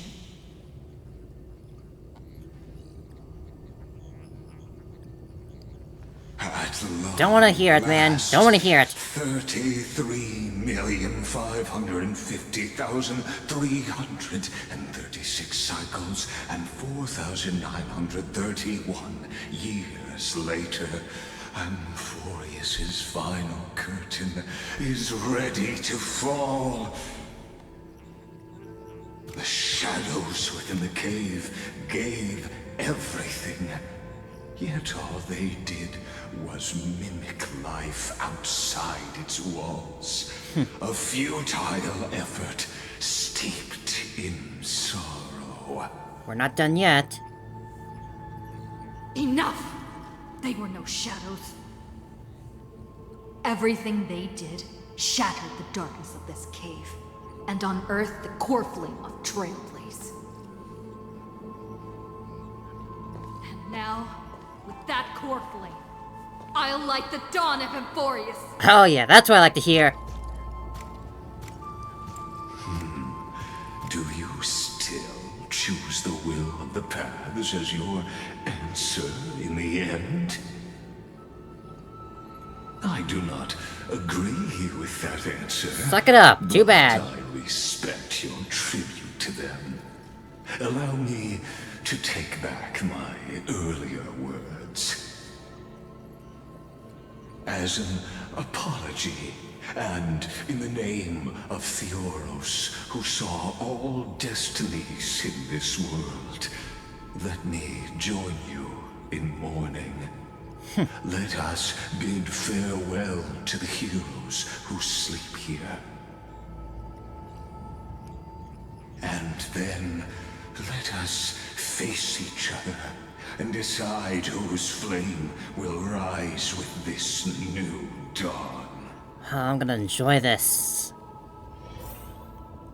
Debate for the heroes. Commemorate the first flame chase journey with the honeydew. Just as one clutches the flame of hope, traversing throughout the twilight of their destined life until they reach their grave, just as you, embracing your hope, have arrived at time's end and fulfillment, go now, farewell, but by the temple lies a heaven-made sanctuary. To the Chrysos Heirs who gave their lives chasing flame, their fates were not foretold by prophecy, yet they bore no shame in their insignificance. With unwavering resolve, they shed golden blood along the flame chase journey. Dux Fragoris, Libanius, born like counter 3743, deceased like counter 3960. Dux Brumalis, Seneca, born like calendar 3749, deceased like counter 3960. Dux Carminium, Virginia, born like counter 3853, deceased like counter 3960. Dux Helcothosis, Apollonius, born like counter 374, deceased like counter 3960. At the end of the long epitaph, Sergio the Imperator, the demigod of law, deceased like calendar 3960. Debate the heroes of the first flame chase journey. He poured the honeydew onto the gravestone. Amber liquid seeped in the crevices and the inscriptions, as if the heroes are drinking deep from the spilled tribute. To Virginia, Apollonius, Seneca, Labienus, and Seritra. Through a brutal sacrifice, I can't wait to shut you up. The stars of law in this world, propelling Amphoreous' fate forward. In the shimmering mirage of illusion, they entrusted their dreams to ride among the stars, to the hero yet to come.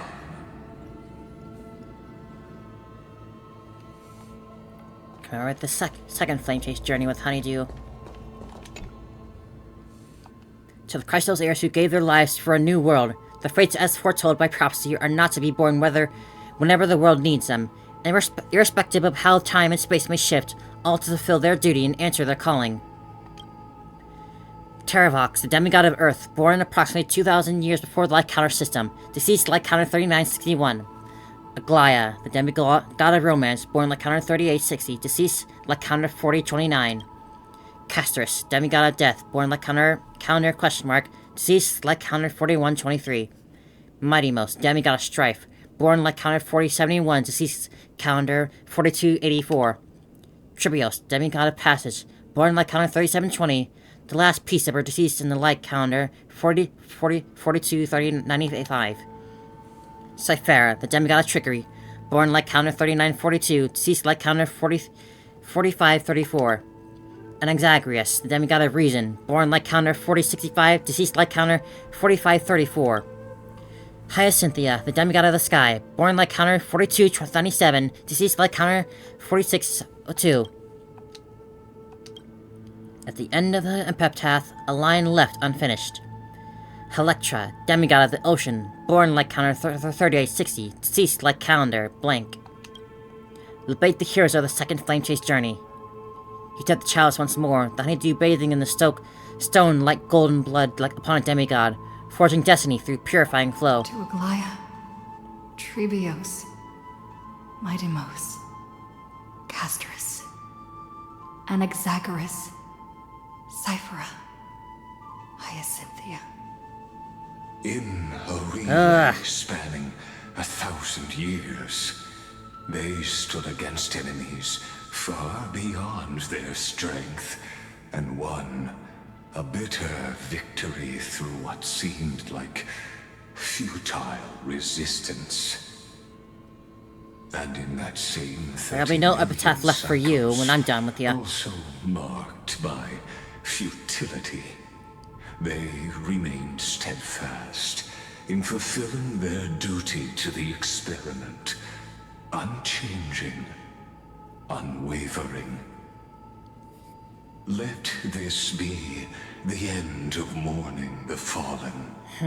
At last, allow me one final toast to the lost prison warden, a prisoner bound by loyalty.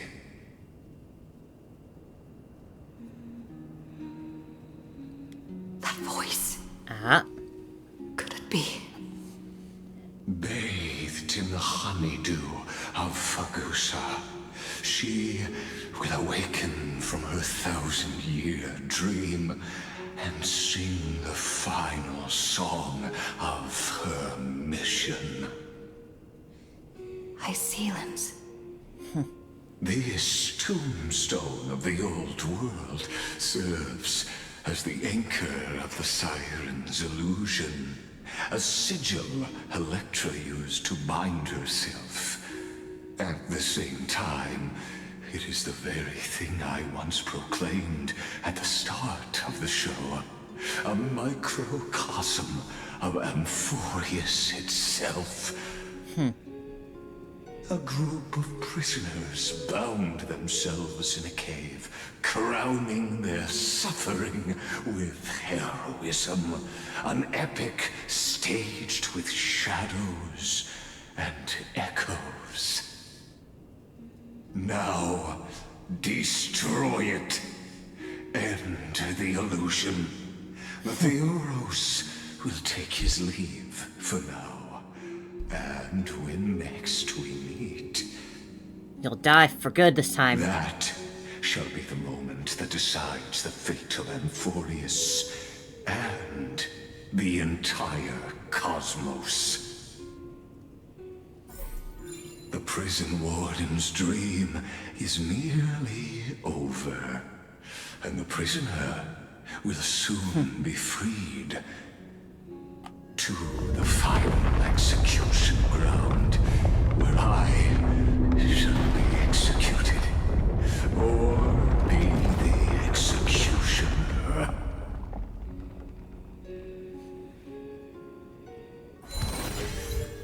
Shed all golden blood for the past. This world and I shall halt here. Until we meet again.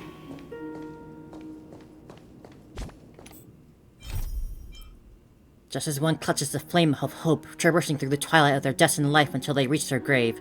Just as you, embracing your hope, have arrived at the time's end and fulfillment. Go now. Farewell, for the temple lies a heaven-made sanctuary.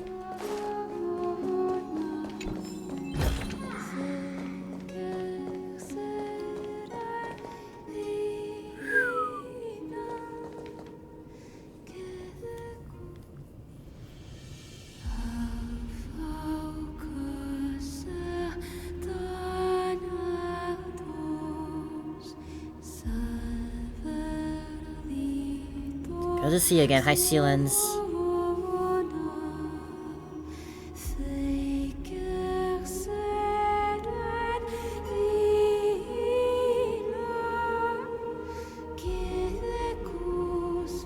The last demigod.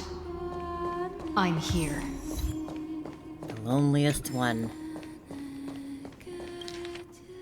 To a certain fish lurking beneath the waves. All been 50 years since the tsunami swallowed you whole.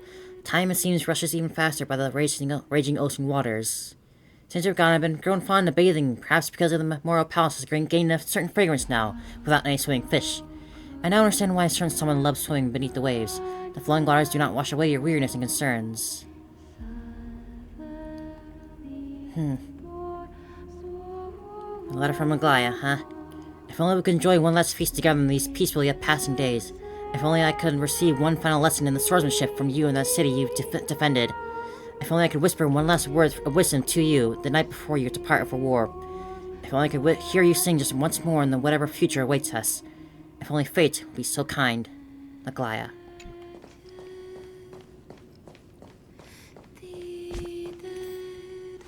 Go forth for the hopes of humankind. Go forth for the duty of deliverance.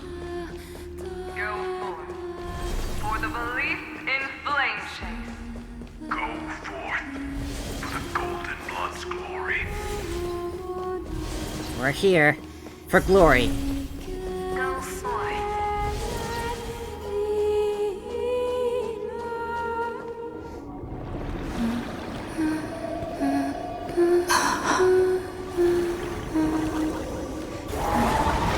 Whoa.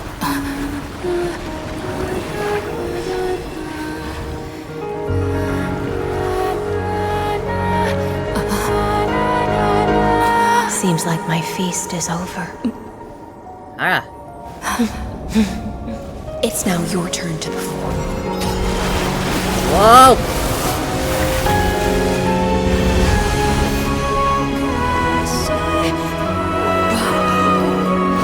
Oh boy.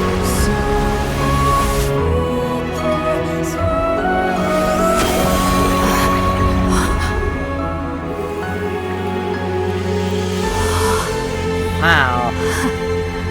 Here we are. Vortex of Genesis. Little Greyfry, please accept my thanks. I was the only one left after the world was destroyed, and I maintain this lonesome feast with my songs. I have prayed to that lightless sea for centuries, hoping it would reply to me. Yet the emptiness never answered. Thankfully, you arrived as promised, and everyone's wait was not in vain. Your song was beautiful.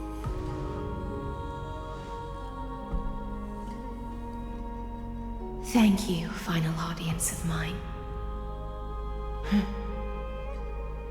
This is probably the last praise I'll ever hear in my life. Now,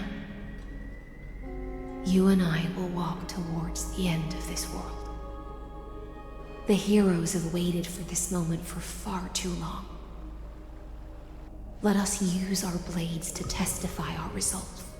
I'm ready.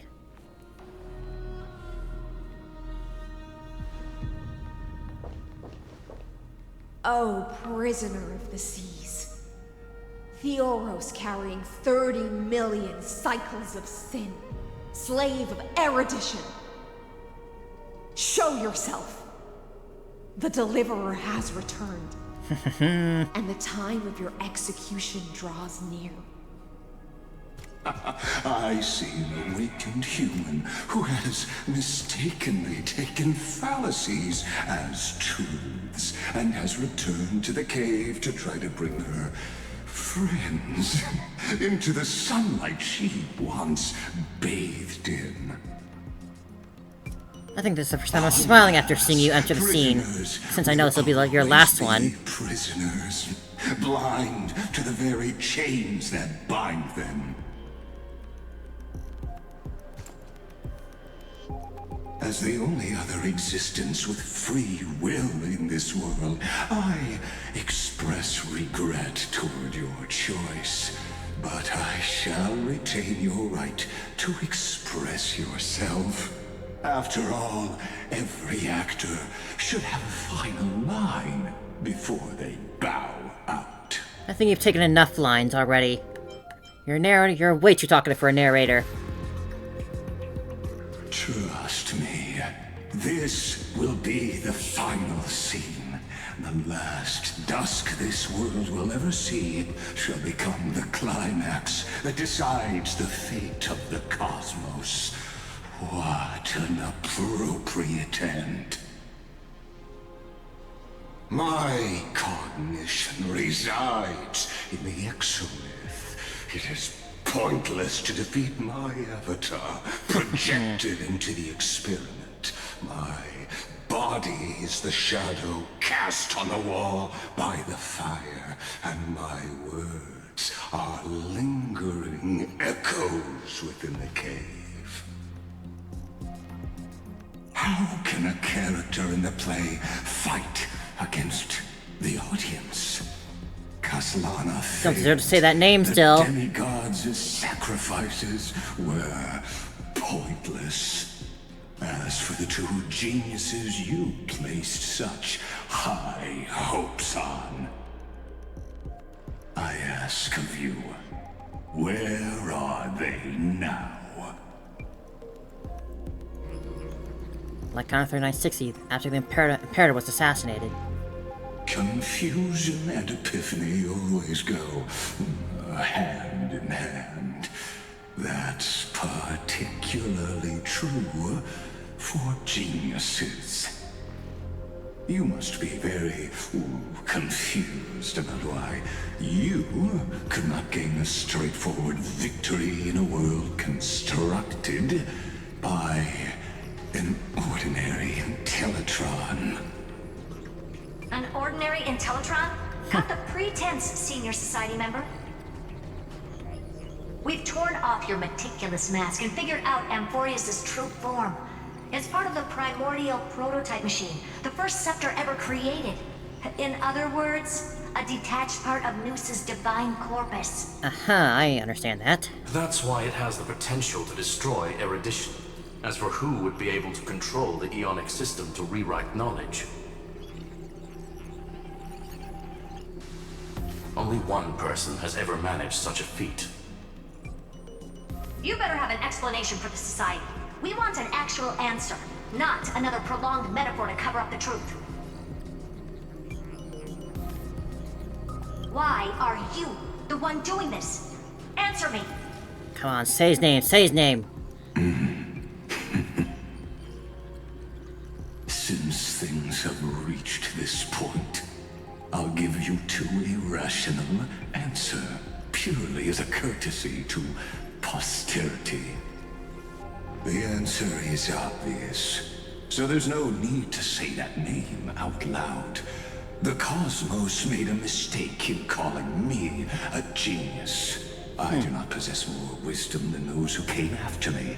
I was just the first to touch upon the universe's imaginary tree, and the first to define the prime mover of life with incorrect logic. He actually brings up the imaginary tree here. I'll be damned.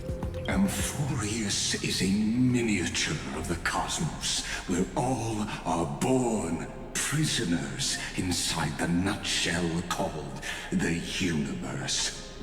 Like the madman who returned to the cave and preached about the daylight to his fellow prisoners, my greatest sorrow is that I led my peers down a road that plunges into the abyss, from which there is no return.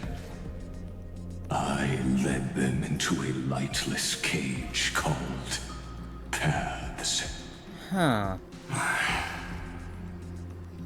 I created a mechanical guard that even I cannot control, and then they became an unparalleled nightmare through their endless extrapolations and evolutions. They bore the name of erudition, yet they tried to define the known and to seal off all possibilities. No new rules were ever born after their ascension, and humanity will forever be shackled within the cave known as eons.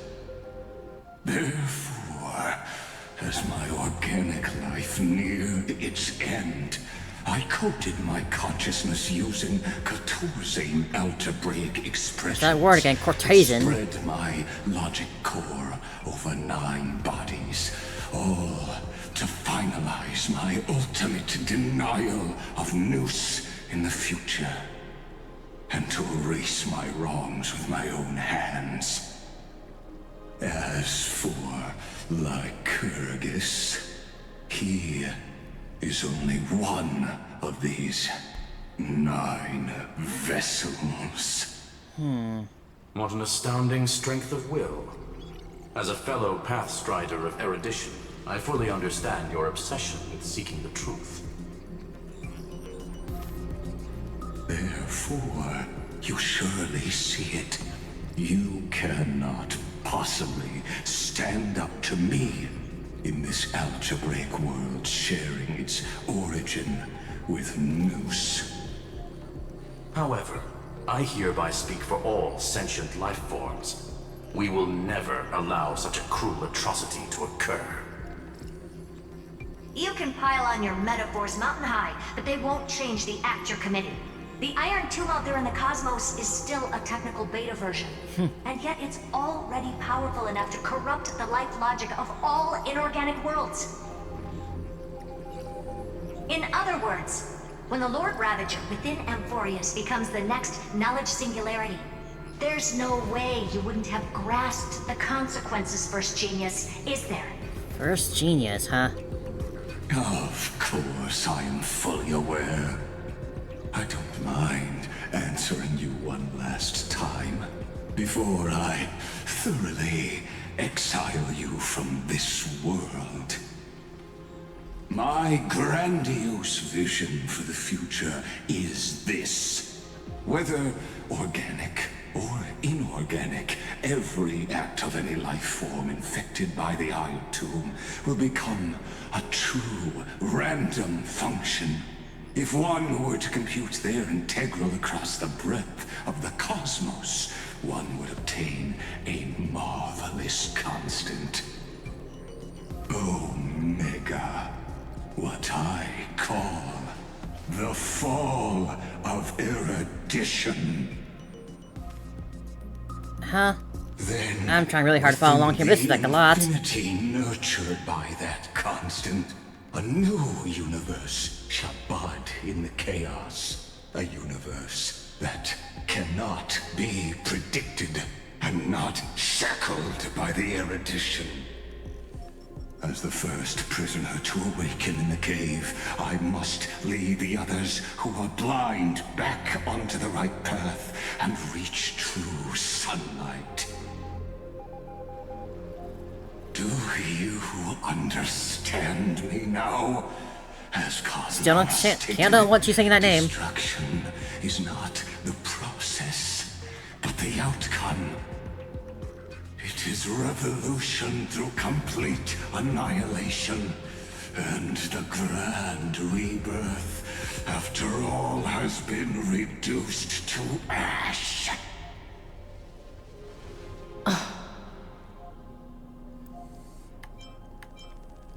That's not what Final believed at all.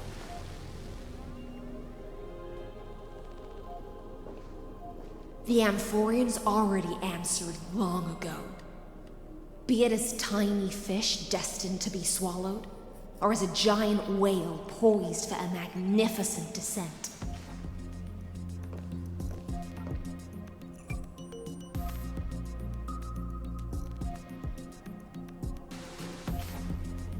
We will all fight against fate till our last breath. That includes me, Electra. Once the Imperator's subject, now the Deliverer's blade. Don't you clap. Oh, such noble chivalry. Admirable. I will also show my true self to you on this momentous occasion as a gesture of respect. And provide an insignificant academic suggestion. Thus speaks Genius Society number 1. Xandar 1 Kuwabara. The Entelechy of the universe's Alpha and Omega. There's no need to rage against the truth. The value of any formula resides only in its answer. Funny science words mean nothing here. As for Science the man. process of solving it, no matter how elegant, violent, solemn, or humorous, it is all utterly meaningless. Let's do this. As the Theoros, I will.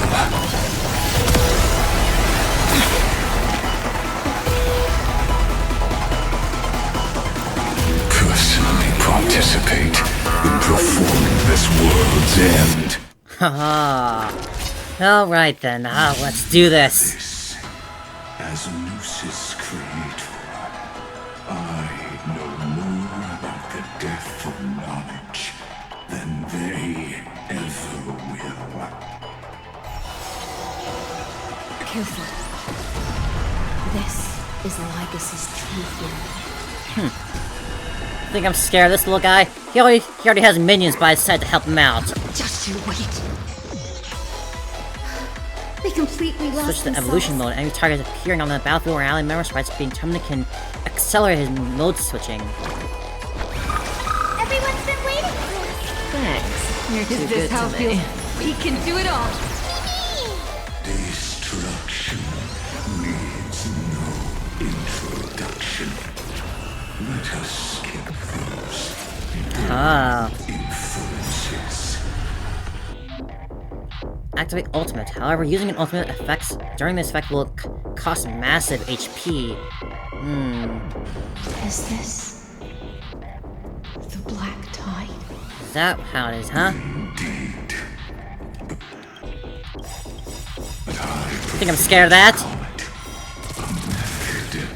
Of argument. So everything will fight till everything burns to ashes, just like Firefly always says. Boom. May this faint dispel the gloom, restore clear skies once more. Breaks over. Is that the best you got? Stand still.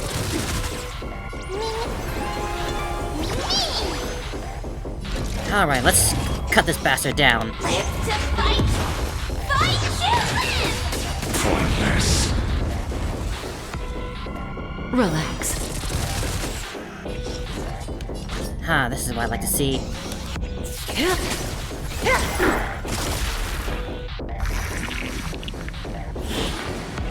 Attack detected! Trust me. No, you don't. Stay back now. Together, We can do anything! stand still.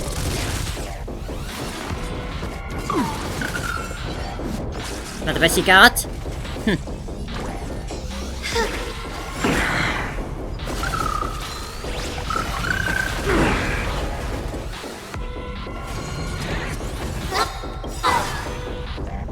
Good times never last. Time to say bye. You think you're so tough. If you're really so tough, you wouldn't need those little mob minions with you.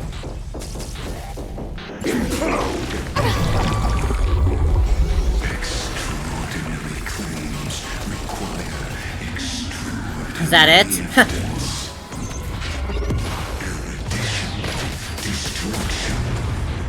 Trailblaze. No, I will prove that the very idea of paths is a fallacy. So you made something that you don't like, huh? Is that all you're upset about? You accidentally made gods and made people believe in those gods. So you want to take all that back? Stand still. Well, unfortunately for you, once you post something out there, it's there forever. You can't just take it back after it's already done. Time to say bye. The internet lives forever, and so do memories. So do gods, apparently. These must not be multiplied beyond necessity. I do not mind demonstrating this to you personally. Is that it? Hang in there. I'll do my best to repel this tsunami of destruction. Critique of practical reason. Breaks over.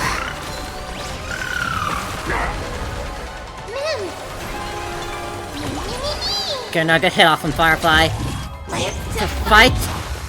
Fight to live.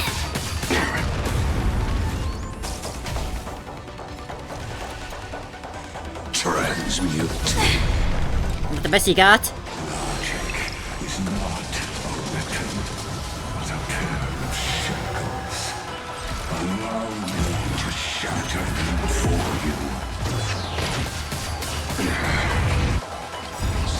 Trust. Weak.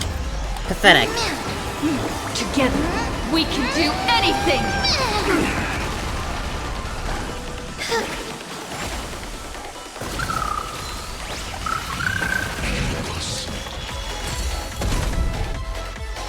Come on, buddy. You built yourself up for so long to patch one of this.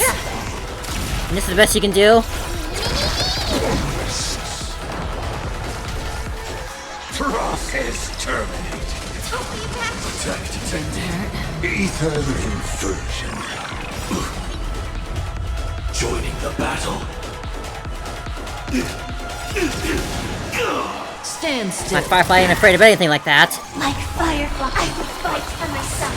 Critique of pure reason. Until everything burns to ashes! Burns to ashes. To fight! Fight you!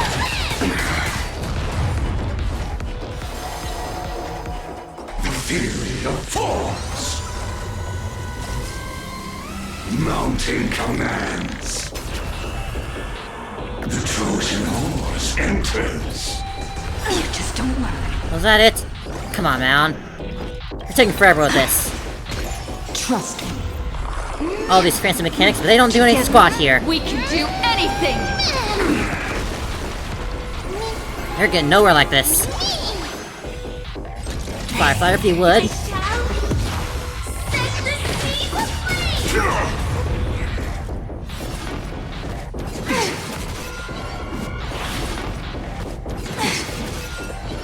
Please, oh, you do need some sunshine. Break's over. You're looking a little hurt there, Lygus. Good times. Don't got much left in you? Time to say bye. Boom.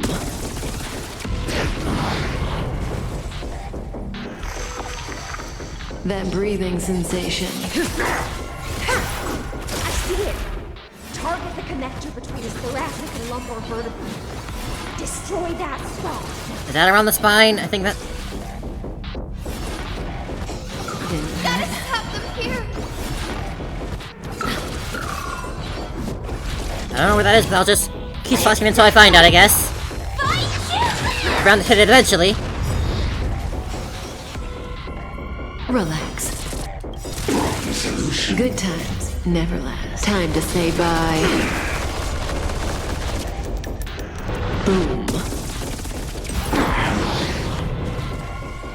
Almost there, Lygus.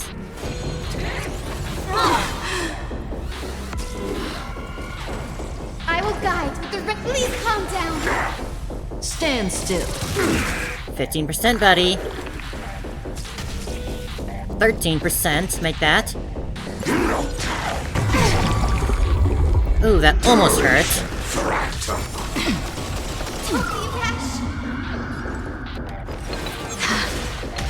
Relax.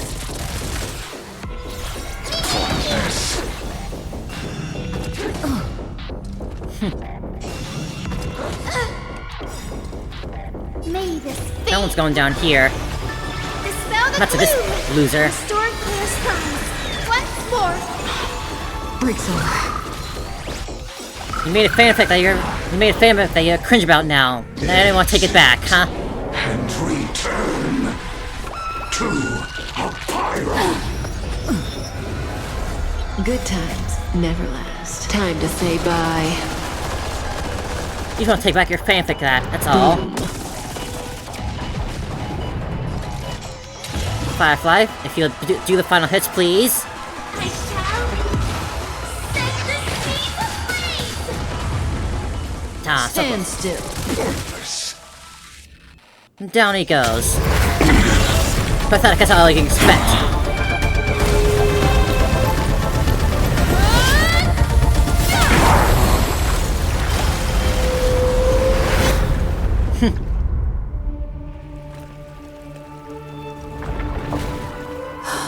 Sink into nothing.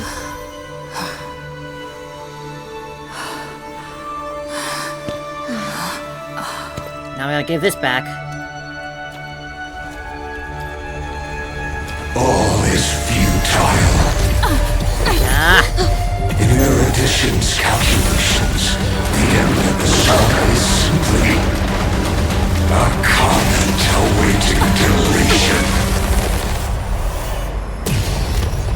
sore loser. I don't like such a cold statement, okay? If numbers can decide the end of a story, then we can surely also pen a new beginning. That's right! We'll write a story that's not cringe, and we won't want to delete. 3960, after the feast. Screwy, what do you think? If your hypothesis of Lygus' identity is true, then even if we remove the restrictions of the Ultimate Protocol, the chances of us defeating him in a head-on battle will still remain lower than the acceptable threshold. Therefore, victory will still hinge upon Miss Trailblazer and Miss Cyrene. Go on. Maybe we're thinking about the same thing. Lygus' cognition resides in the exomyth. He is both an instigator within the experiment and the observer outside of it. Logic. His inspiration circuit can simultaneously process the different time flows in and out of that world. That's where things get tricky. He simultaneously exists in two different timelines, where the internal clocks are wildly different. That old Intellitron's neurons have completely gotten used to that over this prolonged experiment. And that's why he holds home field advantage. You and I should be able to manage that too, if given more time. Unfortunately, there's no if, and we don't have more time. That's why we need to change our way of thinking and turn his advantage into a weakness. Attack on two different fronts, you say? The key lies in memories, right? Oh? You caught on quick. You've already mentioned my friend and I, so it's an easy connection to make, no? My intuition has always been very on point. Good. Then I'll cut to the chase. Since his thinking speed far exceeds that of normal people within Amphoreous, we are going to externally plant a memory into his inspiration circuit. Then, command it to loop endlessly until he gives in. Even the most flexible and sturdy inspiration circuit cannot withstand the traffic of a full-on information flood. When the amount of information exceeds his cognition filter's capacities, he will have no choice but to focus on processing this memory. That's when the parallel processing advantage he gained via Amphoreous will completely destroy him. An image from a person's memory played in real time might only be a second for us. But for him in Amphorian time, it could be millions or even billions of calculations. He was boasting all about how he's fine with like playing a few thousand years after going through 33 million cycles. So only give him 33 million more cycles. Then we can entrap him in the same kind of cycle as the heroes were in, and get him to experience loneliness and pain in that endless recurrence. It's my greatest honor to be on the same page as the geniuses. That little one is still in that old Intellitron's hands, and won't be able to respond to us anytime soon. But I don't think she'd refuse. So it's up to you to figure out how to execute this plan. I'm not sure how this happened, but I knew it as soon as I saw you. You are currently a mimetic entity of the Remembrance. Is that how it is, huh? Yes. I seem to be something you folks beyond the sky call a memo sprite. But that's fine by me. It suits me perfectly. I can serve as the vessel of memories, and do my part for the final battle. But before that, we have to tell you. The path characteristic you exhibit is very special. There's no way you're just a simple memo sprite. Oh? However, I'm sure about one thing. You are a mimetic entity born in Amphoreous. Yet you only awakened with the little one's arrival and only matured as she embarked on the path of remembrance. That means your existence is completely attached to her memories. If there ever comes a day when she forgets about you for even a few seconds, or loses her last connection with Amphoreous, As if we'd ever forget then Cyrene. you must be prepared for the worst. You will disappear in the memory zone, utterly gone, without even a single line of data to remember you by. But that's already happened, hasn't it? No wonder I've always had a weird hunch. But that also means I was right in thinking. As long as my friend and I are together, we can do anything.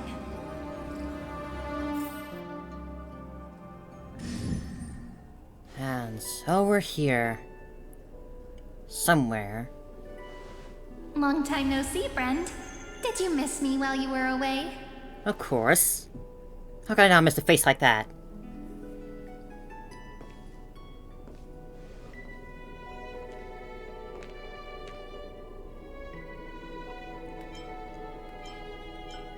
Of course I missed you. It's good seeing you're doing well. Same here.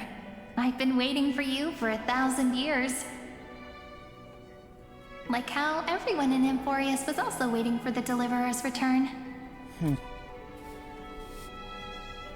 You probably already knew about the Geniuses' plans for that memory. I had to hide really well in a corner in time so Lagus wouldn't find me, and wait for the right opportunity.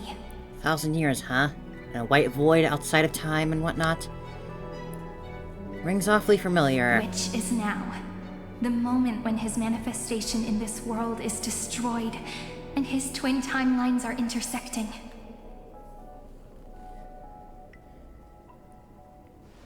I'm sorry for keeping this a secret from you all this time. I'll tell you the entire, unedited story of this millennium as an apology, after this is all over.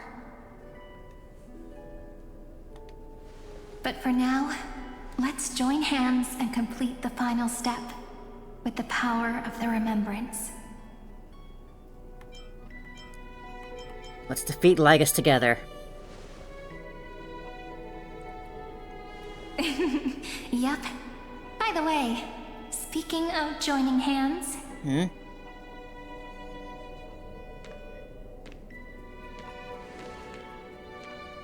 Can I please do something before we go on stage? What's this? Remember the joke we made back at the Grove? Look! Aren't my hands pretty now? They're very pretty, Cyrene. What a fascinating feeling. Like countless memories all swelling up at once. What about you? What did you feel when we touched each other? Very tangible. Very real. Really? That makes me really happy. If memories can move people, then it must have been a happy memory, right? It's always a happy memory with you. Please remember what you're feeling right now. Write it down in your heart and keep it there. Memories you want to treasure will never fade away. Even if immersed in the long river of time, these memories will still leave traces of their existence.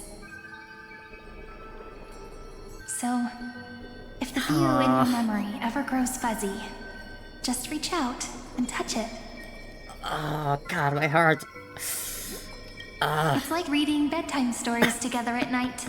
It wipes away the chill of passing time, sharpens the outline of memory, and restores its power to nourish the spirit. Now, I'll carry this power with me, and for a little while, my god. I must part from you, as I step into the long cycles of this world. She's so precious. God. Give me your blessings, friend. Then, let that bright future be, as we have written. As we have written. Then, I'll leave it to you.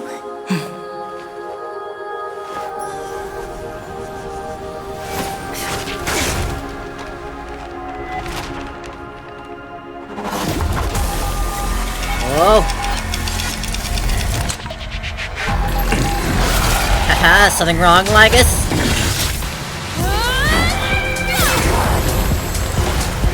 You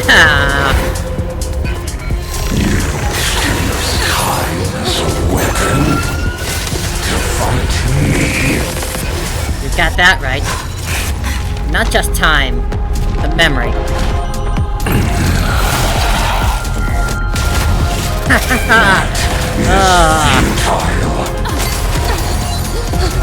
My existence precedes Amphoreous' Again and again and again and again and again and again and again and again.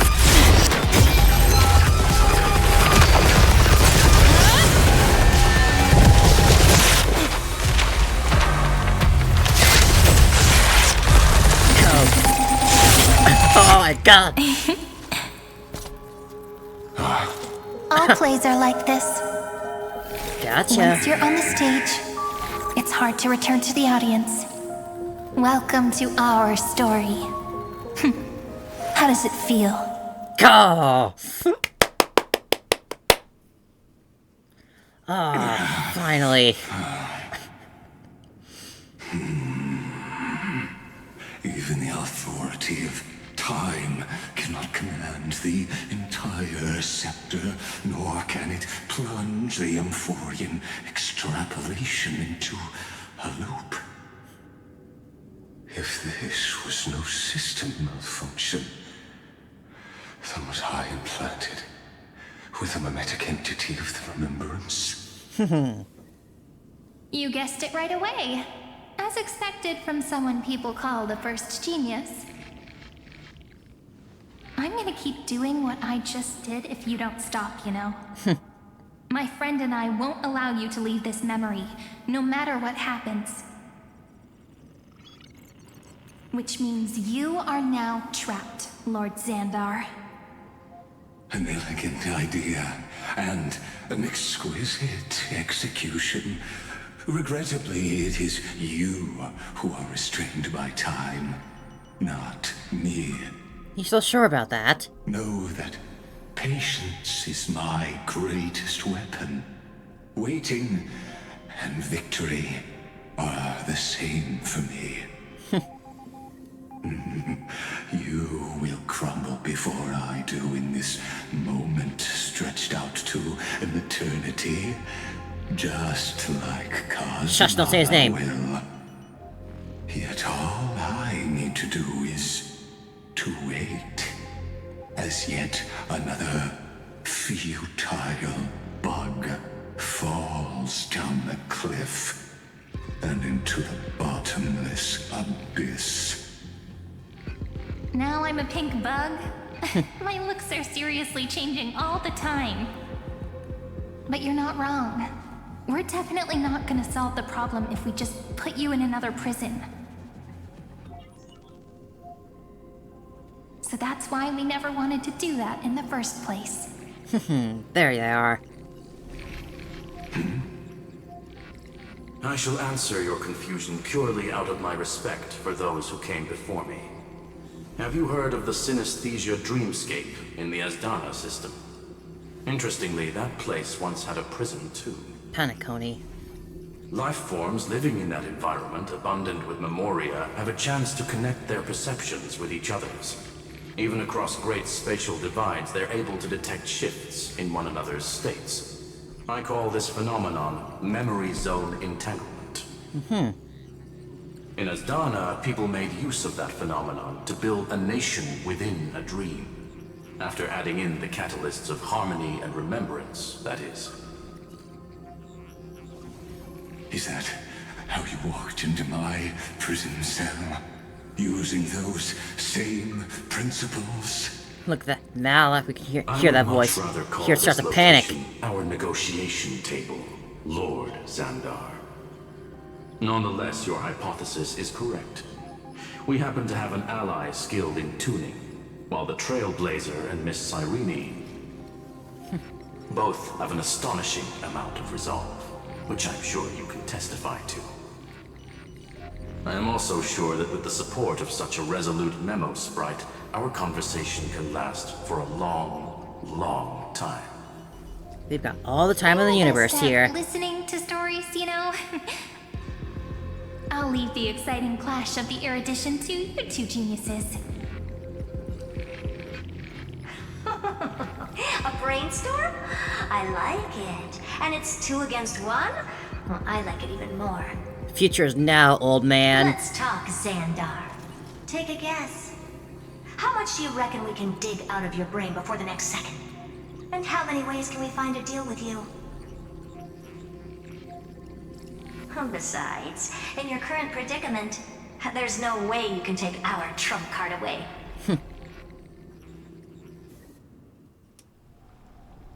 Go, little one. Go. Overturn the Era Nova. Let's do it. For real this time. Lycurgus disappeared? I'll explain later. It seems you had conducted a secret hunt in the depths that even I cannot reach. In that case, go. Swim onward and give this campaign a fitting end. I shall send you off with my song, Grey Fry. May this song penetrate time and become the prelude to the new world. I'm sure Robin would like to meet you. Well, from one singer to another.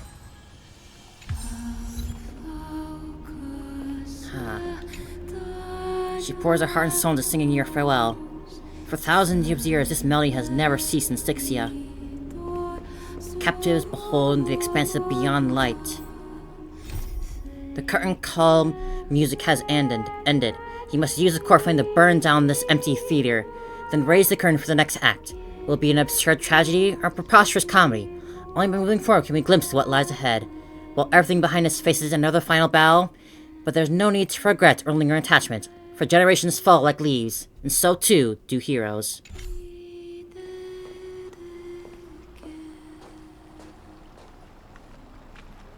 Submit the core flame.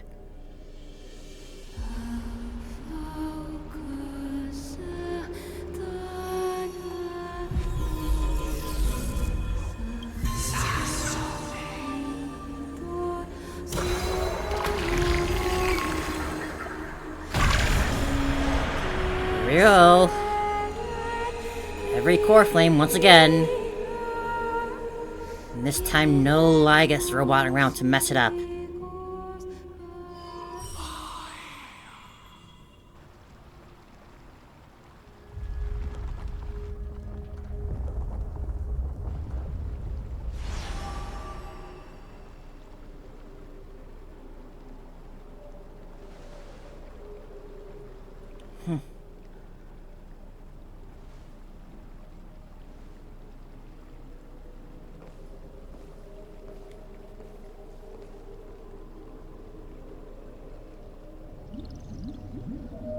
Dux Gladiorum, you have completed your duty.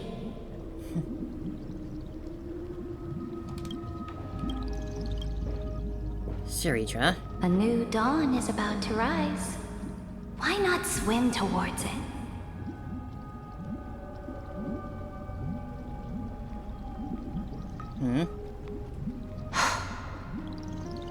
You died long ago, Imperator. Depart from my mind. But your duty towards the Imperator did not die with me. That duty will bind you no more. You will be able to hold for yourself one grandiose feast after another in the endless days to come.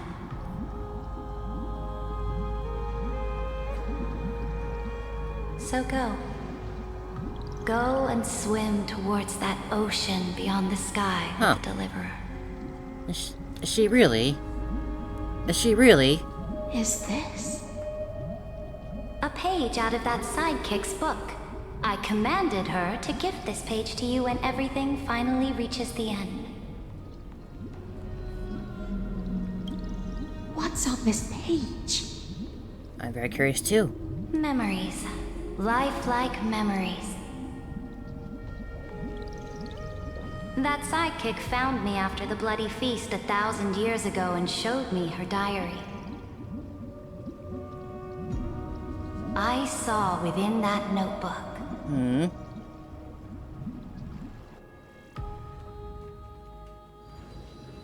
3960 before the campaign against Fagusa. Is this... that Deliverer's experience? It's truly immersive. Ah, back here. People beyond the sky apparently utilize this power to seal past scenery into crystals they call light cones. Huh. But I only know so much about the remembrance, so I can't completely replicate the past. But I'll do my best to talk about the missing parts. I'm all ears. Go on then. Do your best. But if your chatter gets too boring, or if I deem it offensive, then law will become forever beyond your reach. Got it. I'm sure you'll find this to your liking. After all, it's human nature to want to embark on a journey into the unknown. Okay, now. Ooh. A direct offensive, or crush them from the flanks. A direct offensive, or crush them from the flanks. Rouse memories, huh? What brightly colored annals. It is a nice book. The journey of the Deliverer's conquest. Let me partake in it. Is this a fortress in the sky? Beyond the sky. This is the first step of my friend's journey among the starry seas. A lot of space stations. This place is called the Haven't Herta been Space here in Station. so long. Just think of it as a supersized grove of epiphany. Oh, so it's the territory of that witch. She and another Antikytherian lent me a helping hand back at the banquet. Now you get to meet her mini-selves. Look, over there. Looks like she's talking to Madame Herta in this memory. Let's go listen to what she thinks about this world, all constructed by eons and paths. Oh. Are you telling me that woman is Herta? One of her many selves. She seems shorter than I remember. But you're still shorter than her. Pretty nice space station, huh? But just wait. After a couple more stops on the Astral Express, you'll see sights that'll make this place look ordinary. Oh, the cosmos is so vast that the unknowns far outnumber the knowns. But none of them will end up being anything amazing. The farther you go, the more you'll understand what I mean. Is Sarija really shorter than this Herta dolls? So do your best with the nameless. Break a leg! And remember to send an update or two to Asta when you've got some downtime. She certainly shares my way of thinking. Maybe we'll get along. Only that instead of a conquest through blood and fire, they chose a gentler path. People call Madame Herta and Mr. Screwlum geniuses. Apparently, only the smartest people in the cosmos can receive the blessings of Noose, Amphoreous' true creator. Do you mean that even individuals of such nobility are merely subordinates to a god? Something like that. On the contrary, after all, it was the very first of them who created the god. But I don't really know all the details about that. You might be able to ask Madame Herta herself when you get the chance. Let's go check out some other worlds next, shall we? We going to Bellabog next? Oh, the cosmos is so vast that the unknowns far outnumber the knowns. But none of them will end up being anything amazing. The farther you go, the more you'll understand what I mean. She is... I think she is just a bit shorter than the Herta dolls. Ha! Sarija. This next stop on the journey has a lot of similarities to Amphoreous. A snow-covered land? Interesting. Going through each location one by This one, star huh? is named Eurillo 6. That name sounds so cold. Bellabog sounds better. The girl we see here holds a similar station to you, Imperator. She's the supreme guardian of this world. A leader who took up the mantle of government during a disaster. I did not expect the Empress of this world to be so young. Well, your appearance isn't much older. The object in the distance resembles Nikador. Is it a weapon? No, it's called... Right! The Geological Reconstruction Unit. Was that what it was called, huh? Just Giorios' Titankin? Disappointing. Is that what you think it is, huh? It's all thanks to you that we survived the crisis. The collaboration with the IPC is both an opportunity and a challenge. Nonetheless, it's an important step in our journey back into the universe. It's good to hear Bronya again after so long. This world was sealed beneath its sky just like Amphoreous was, and they only managed to reconnect with the stars when the Nameless arrived. That IPC she spoke of, is it a more powerful organization? You have no idea. Yes, the IPC conquered many worlds through trade, and opened up a vast territory that way. There are many such powerful alliances beyond Amphoreous, and they all walk on roads different from the destruction. Coming back to the Supreme Guardian and her Belobog, didn't they find a peaceful way to enter the interstellar community?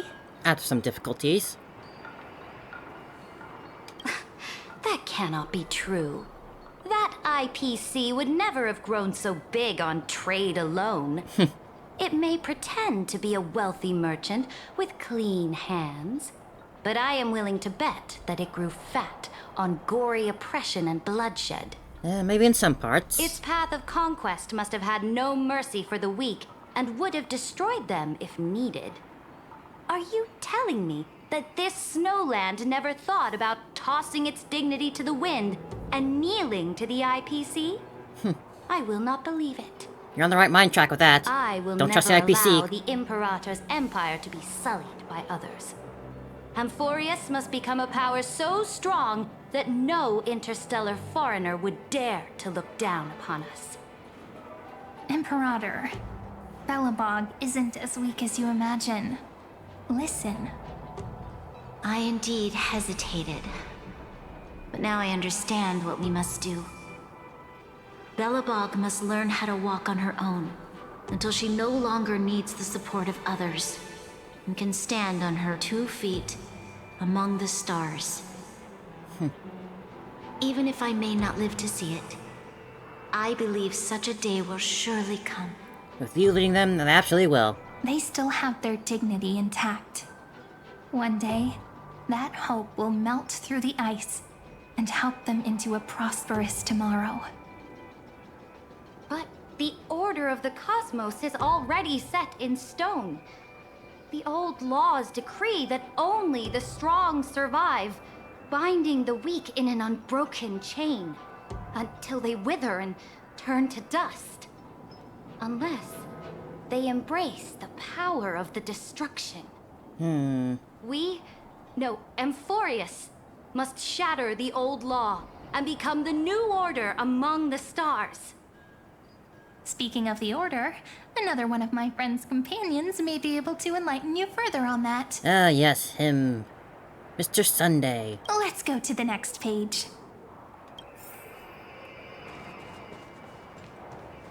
Nah, I can't talk with them.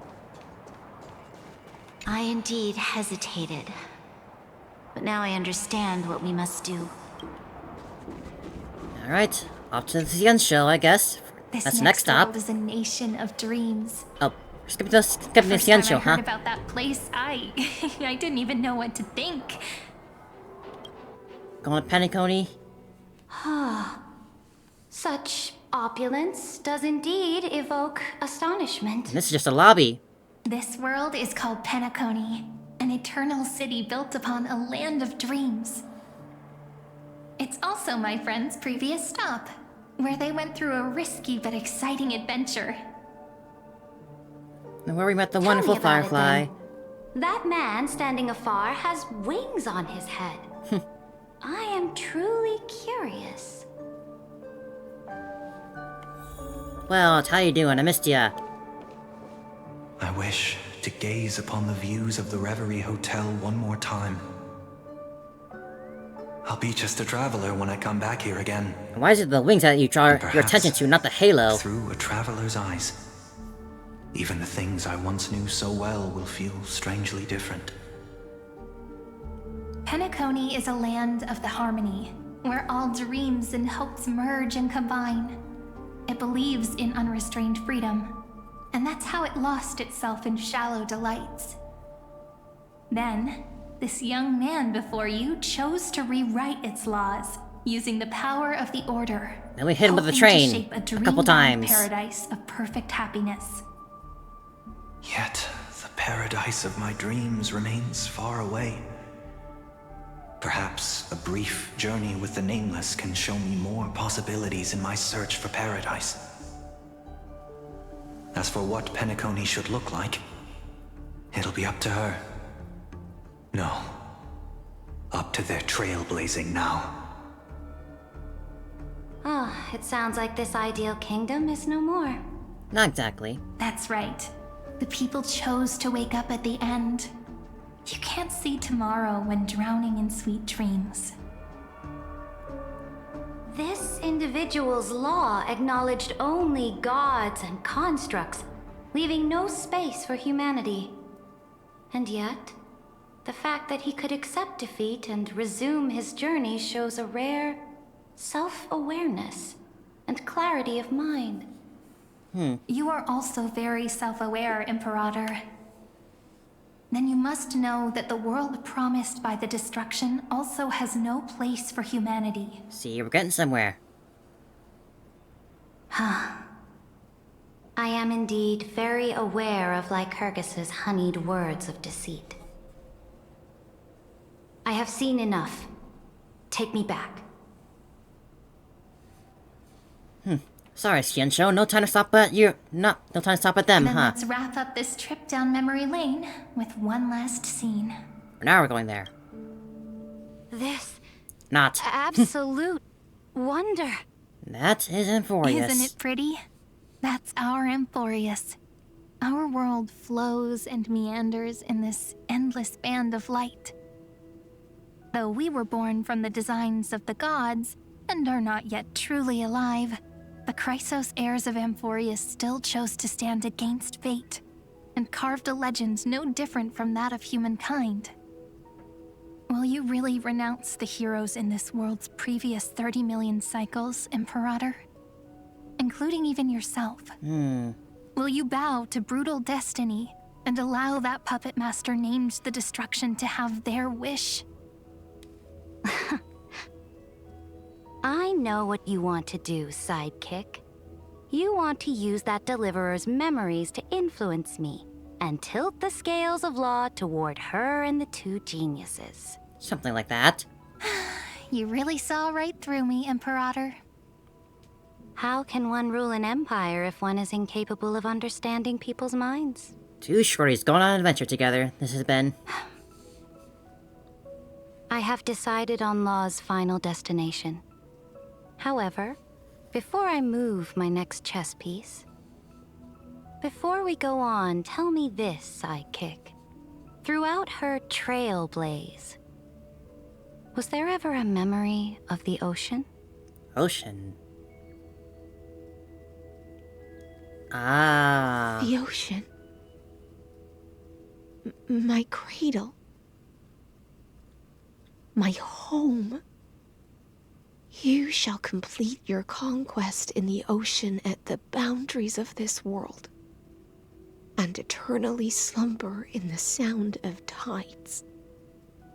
You shall eternally slumber in the sound of tides, and complete your conquest in the ocean at the boundaries of this world. The ocean of stars. Our prophecies aligned as flawlessly as a sea snake circling upon itself. An elegant loop, like a joyful hymn, like the circulating ocean current, like our two fates, like Amphoreous itself.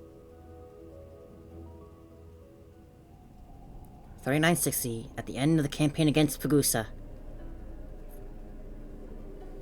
The trial is over.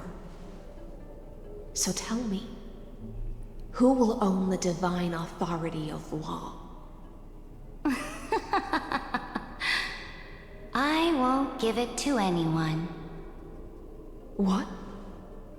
I am the law. Why should I give my imperial crown to any other? Both the Deliverer and the Theoros came from beyond the sky.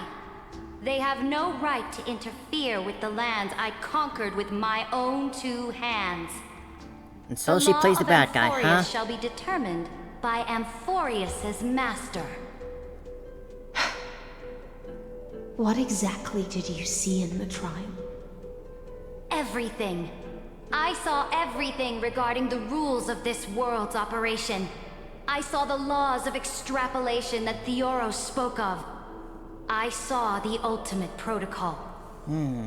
As long as I offer a sacrifice of equal weight, I can rewrite the laws of this world according to my will. I can turn good into evil, ugliness into beauty, and weakness into strength. Fate gave me a very fair deal. 1 rule change for the life of 1 demigod. Rule change. What are you planning to do? You can't guess. We can conquer the stars without relying on any power from beyond the sky. We just need to make some reasonable sacrifices. Your ambitions have already made so many people give up their lives for the law. And you're still not done? I am determined for Amphoreous to stand on her own 2 feet among the stars. You are beyond reason. You think such a simple and hypocritical statement can justify your atrocities. There's no new without destroying the old. That's what you consider an atrocity? Ironic, for that is also the unchanging law of Amphoreous' revolutions. Ever since the Flame Chase prophecy resounded in the distance, fate has decreed for the Chrysos Heirs to ignite our blood and illuminate this dark age.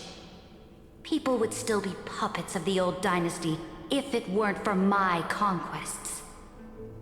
But your world doesn't seem to be any different from your predecessors. Bloodshed, tyranny, oppression. You're making the same mistakes they did. Go and see everything for yourself. Go to any library I've built. Go listen to the rumors on every street corner. Go and witness how the Imperator crushed the old laws and forged new ones. Go and see what my conquests brought to this world. I cleansed the Chrysos War's filth, and mended all the conflicts left by the Arabellica. I restored Akima's might, and allowed mortals and Chrysos Heirs to face each other as equals in the Council. I punished all sins, and rewarded all achievements. I smashed Talantin's shackles, united humankind to save themselves, and started the Flame Chase era. That's what the Imperator has done in her glorious life. So now, hearken to my final words. History will eventually forget Saritra, but it will never forget the Imperator's people or the Flame Chase era she began. Final words.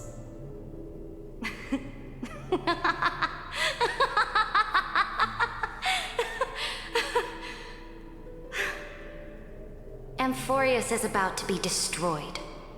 There's no time left for pointless debates.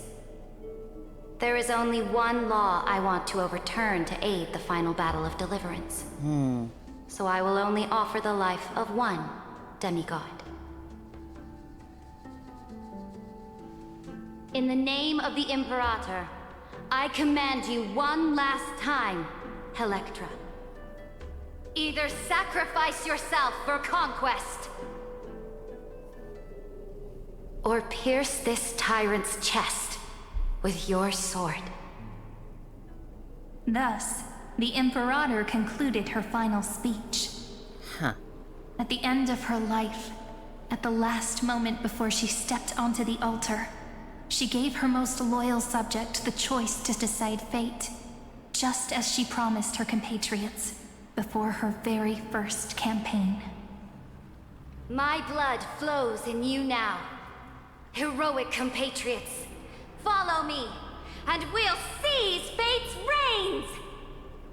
The Imperator fell. Some say that the Dux Gladiorum turned traitor and killed her liege. Some say that she imprisoned the tyrant in a shallow pond of water, then left. Which meant the Imperator had to kill herself to rewrite the law. Man, that's dark. There are countless stories about her death. All we can be sure of is when the knight left the vortex, the Imperator was still mumbling about their past conquests together. The beginning and the end of her existence. Imperator, wait! How could someone of your status come to the front lines? Let me be the flag bearer! The troops defending the pass to the west of the grove, have they surrendered? She's on the elevated platform again. They ran as quickly as they could when they heard your name. The Golden Cocoon Pass is now in the First Legion's hands. Good.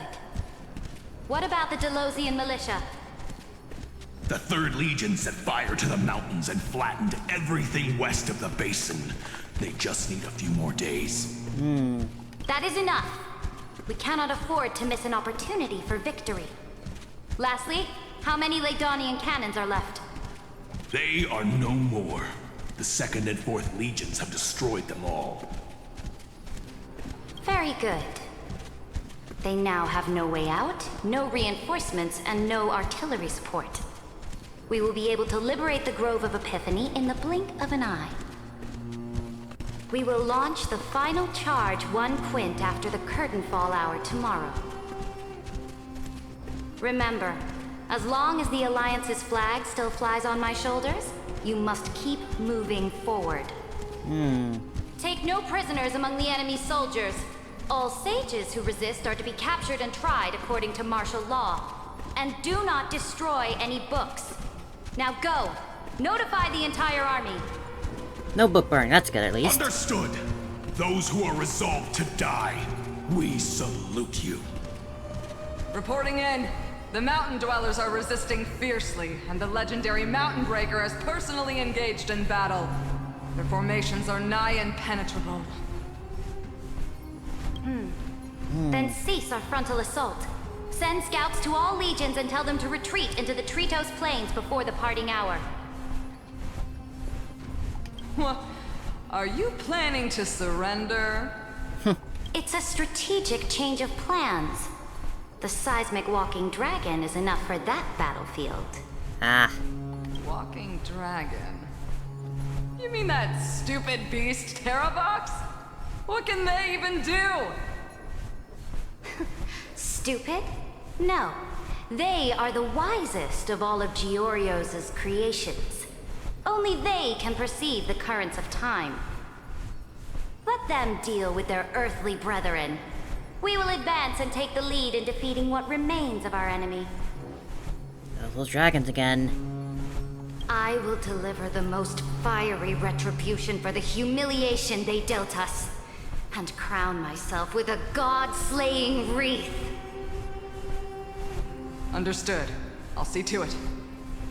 Those who are resolved to die, we salute you. The Temple of the Three Fates sent a letter, Imperator. They refuse to surrender. Some of the tributes are gone. This letter is their last warning to us. And so the Mount Shield's writing. Tell the commanding officers not to launch any attacks unless they receive the Imperator's handwritten approval. Disobedience will be punished by death. What are you doing? The priests of the Three Fates aren't soldiers, but politicians. Do not mistakenly believe they don't have a plan. These dying pests will wring out every idea from their brains, all for short-sighted gain. They are much shrewder than we are. I am inferior to them in that regard. They also have the prophecy to wield as a weapon. something I am not blessed with. Launching an unplanned attack will only disadvantage us, as all of Amphoreous will judge our actions. Which means, I will be heading to the battlefield myself, just as I have always done. This time, however, I will go alone. I will conduct secret negotiations to ensure fate is on our side. Understood. The legions will make their preparations. Those who are resolved to die, we salute you. Why are we not allowed to march out with the army, Imperator? Now his silence is gone. This will be a long voyage with no return. Those of you who bear the prophecy cannot come with me. Why are you personally leading this battle if it's doomed to fail? The Flame Chase journey cannot be without a leader. That is correct. The Empire will be without a head when the Imperator falls. But remember, as long as you seize the right opportunities, even a chaotic game will remain winnable. My departure will create a long staircase for you. You will understand what I mean when news of my death reaches your ears.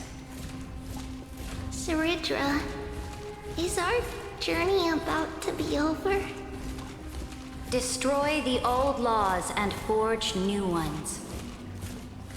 My conquest has reached its limits within the borders of Amphoreous. Since the prophecy already decreed that the Imperator would never conquer the stars as she wished, I will bow out here and try no more. Really? More Chrysos Heirs bearing divine authority will be born, and many more heroes will arise. Will they demand peace or war? Will they resist tyranny, or become the next Imperator? I do not care. The children of the future will decide for themselves. Do not mourn for me. Anyone can kill the Imperator. But the only one who can truly destroy her is Saridra. At the end, I faithfully recorded the most important battles in the Imperator's life. Her conquest was about to be completed at this point in the story. However, for some reason, a memory suddenly entered my mind just as I was about to put down my pen. Yeah? It was a journey on a fantastical train. I had the honor of having a heart-to-heart conversation with the Imperator under the stars. And I asked her this question at the end of that discussion. How do you want history to remember you? As a hero who gave up her life for the Flame Chase? Or as a tyrant?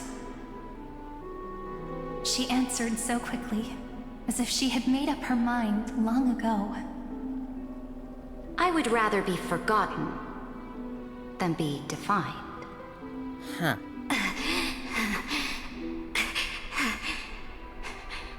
Because the law can be neither eternal nor unchallenged. Her crown falls. And only humanity can pen laws into history's pages. Now, I have shattered the greatest law of Amphoreous.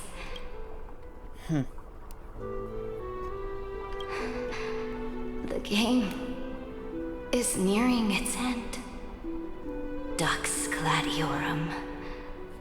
Even though you killed the Imperator in the previous 30 million cycles,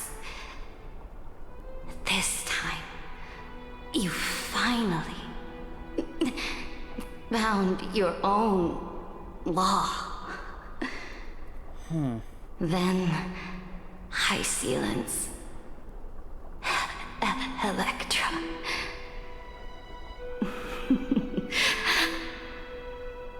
I will ask someone to deliver the prophecy's ocean at the boundaries of this world to you. Will you choose to swim into that ocean? I do not care. Do not care.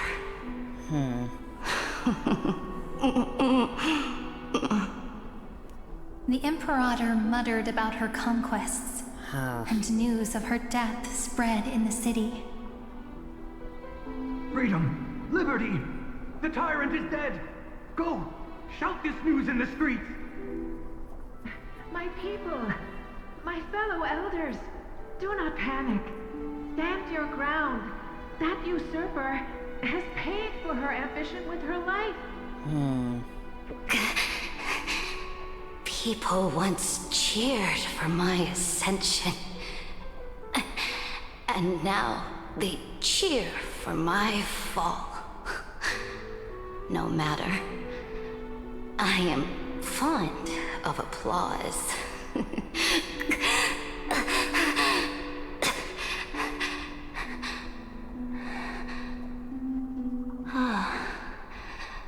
I see the cosmos, the battlefield that I cannot reach. I will return in the next cycle. The stars will hear my legion's war drums. Hear the great name of the Imperator. Hear Amphoreous'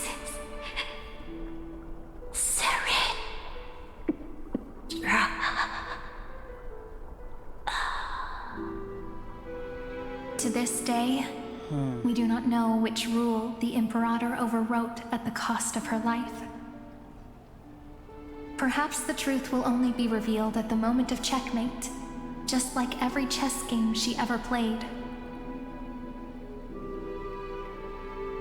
We only know her death inflamed Akama.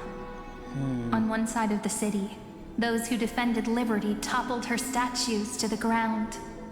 On the other side, her supporters put themselves between the masses and her monuments, declaring loudly that the Sovereign is still among the people. It is said that golden blood congealed into the same letters everywhere they fought. It was the name borne by Akama's first and final Sovereign, the Imperator Ceridra. But the one who bore that name did not see any of this. Her gaze was cast far away, and the sound of tides in her ears drowned out the people's cries. What was the Imperator thinking about in that prophesized ocean at the boundaries of this world?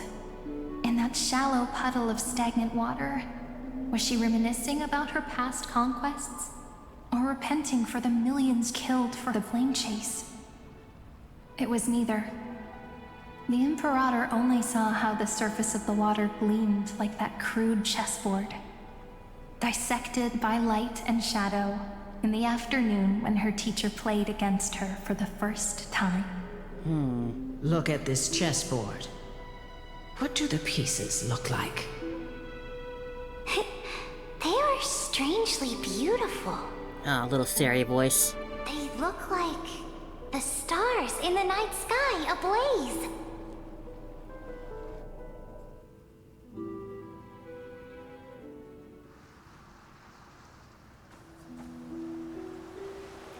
Now we're here. From that page Scale Gorge, huh? emerged an ocean. So vast. So pure. Not a single trace of corruption. Is this Ceridra? Electra, my subject. Ever since you walked out of the tainted ocean and pledged yourself to me, I have seen the abyss in your eyes and the emptiness in your heart. That was why I promised you a new ocean, where the Imperator's ambitions would serve as the currents, and loyalty would be its light. Electra, my subject. You have done your duty as my blade. The prophecy has now made its final decree on the road I intend to walk. My conquest is doomed to never reach the stars. But the Imperator never makes empty promises. So take this memory, this ocean, beyond the sky, as witnessed by the Deliverer. Huh. This is the final gift that the Imperator can leave for her subject.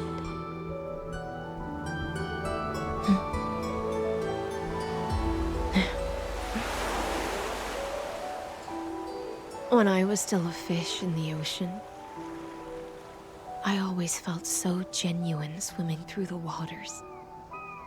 But once I stepped onto land, I found myself caught in a play. Every land dweller wore a mask in their life. So I, too, donned a costume and tried to find my role in this show.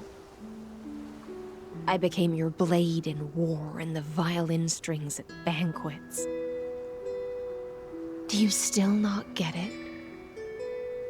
I do not long for the oceanic depths of my homeland. Nor do I crave the swelling seas beyond the sky. Perhaps even I don't know what I want. I still don't know where I should swim to even at the end. But I know one thing right now. A fish is simply a fish. And she can never leave the ocean she's in. But whether under the ocean or on land, we two prisoners who can never escape this cave can still look outside the cave and see the stars. I have to admit, the 12-factor simulation of life in this experiment has far exceeded my expectations. Still writhing in here? Make your choice then, senior society member. Do you want to keep walking down the wrong path and be remembered for your incorrect conclusions? God forbid. Or do you want to return to the audience seat and give yourself, Amphoreous, and the entire cosmos a more fitting end? I must refuse. A dead man never fears death. Did I not make myself clear? Have you forgotten about our dear Lord of Silence? You wouldn't want her to consider your 8 other clones as cancers within the erudition and chop them all up, would you? Could they do that now? That sounds interesting. Your logical deductions are vastly different from mine. Therefore, allow me to provide one more academic recommendation.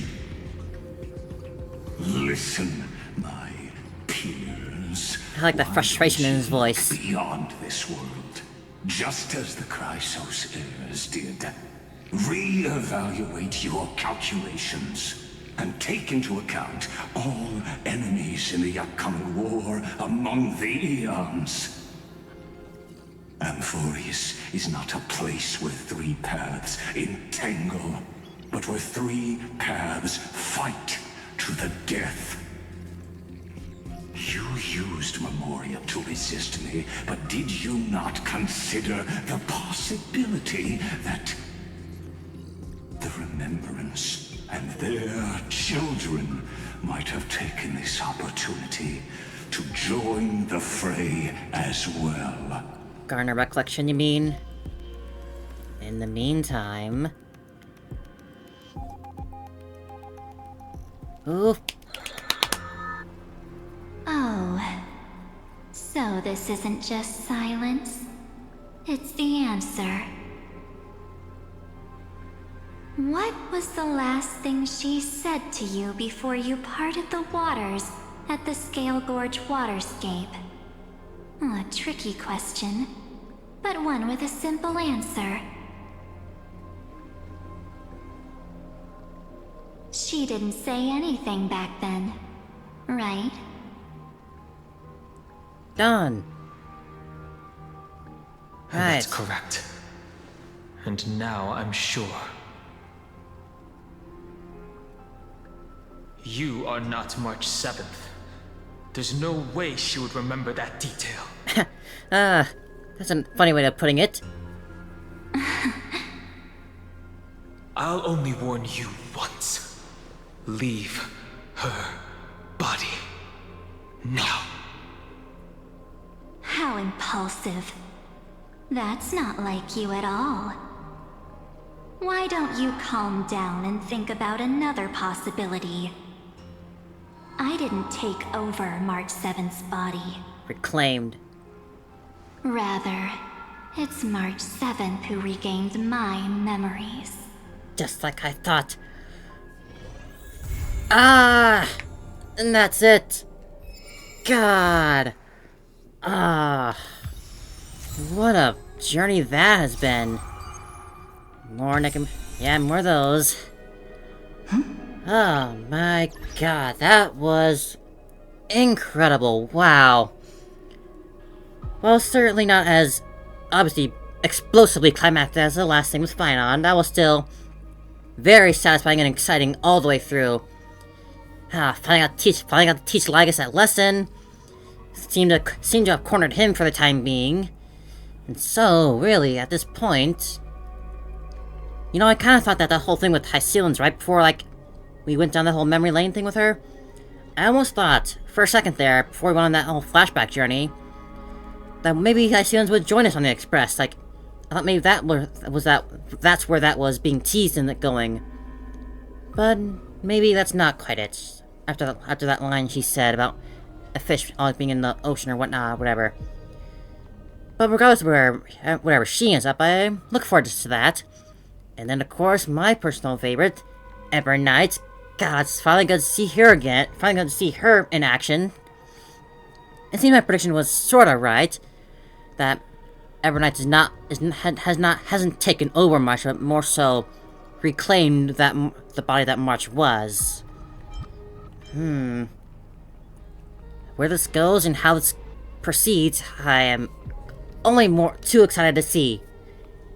And Dawn's like still out there, like I kind of forgot about Dawn for like the latter half of that whole thing. Like there's just so much going on. It was hard to spare a thought from him about where he might be or what he's doing currently, how he's still involved in all this. But he's still here, and now he's calling out this Evernight. Gah. And the Garden of Recollection still just working at the very edges of all this, pricking and prodding. They've got March now, or Evernight here. Whether or not Evernight is who they want, or what they expected to find, it's hard to say for now. But I cannot, as always, I cannot wait to see what comes next. And I've grown to really like Hycelan. She's a real nice character. Unfortunately, I really can't spare the Jades to pull for her, as good a unit as she is. But maybe in a little more time, I might just change my mind. I gotta see what Saridra can actually do in action, see what she's all about. But I have to skip one of them in order to save for Evernight whenever she comes out. But that's all for the future.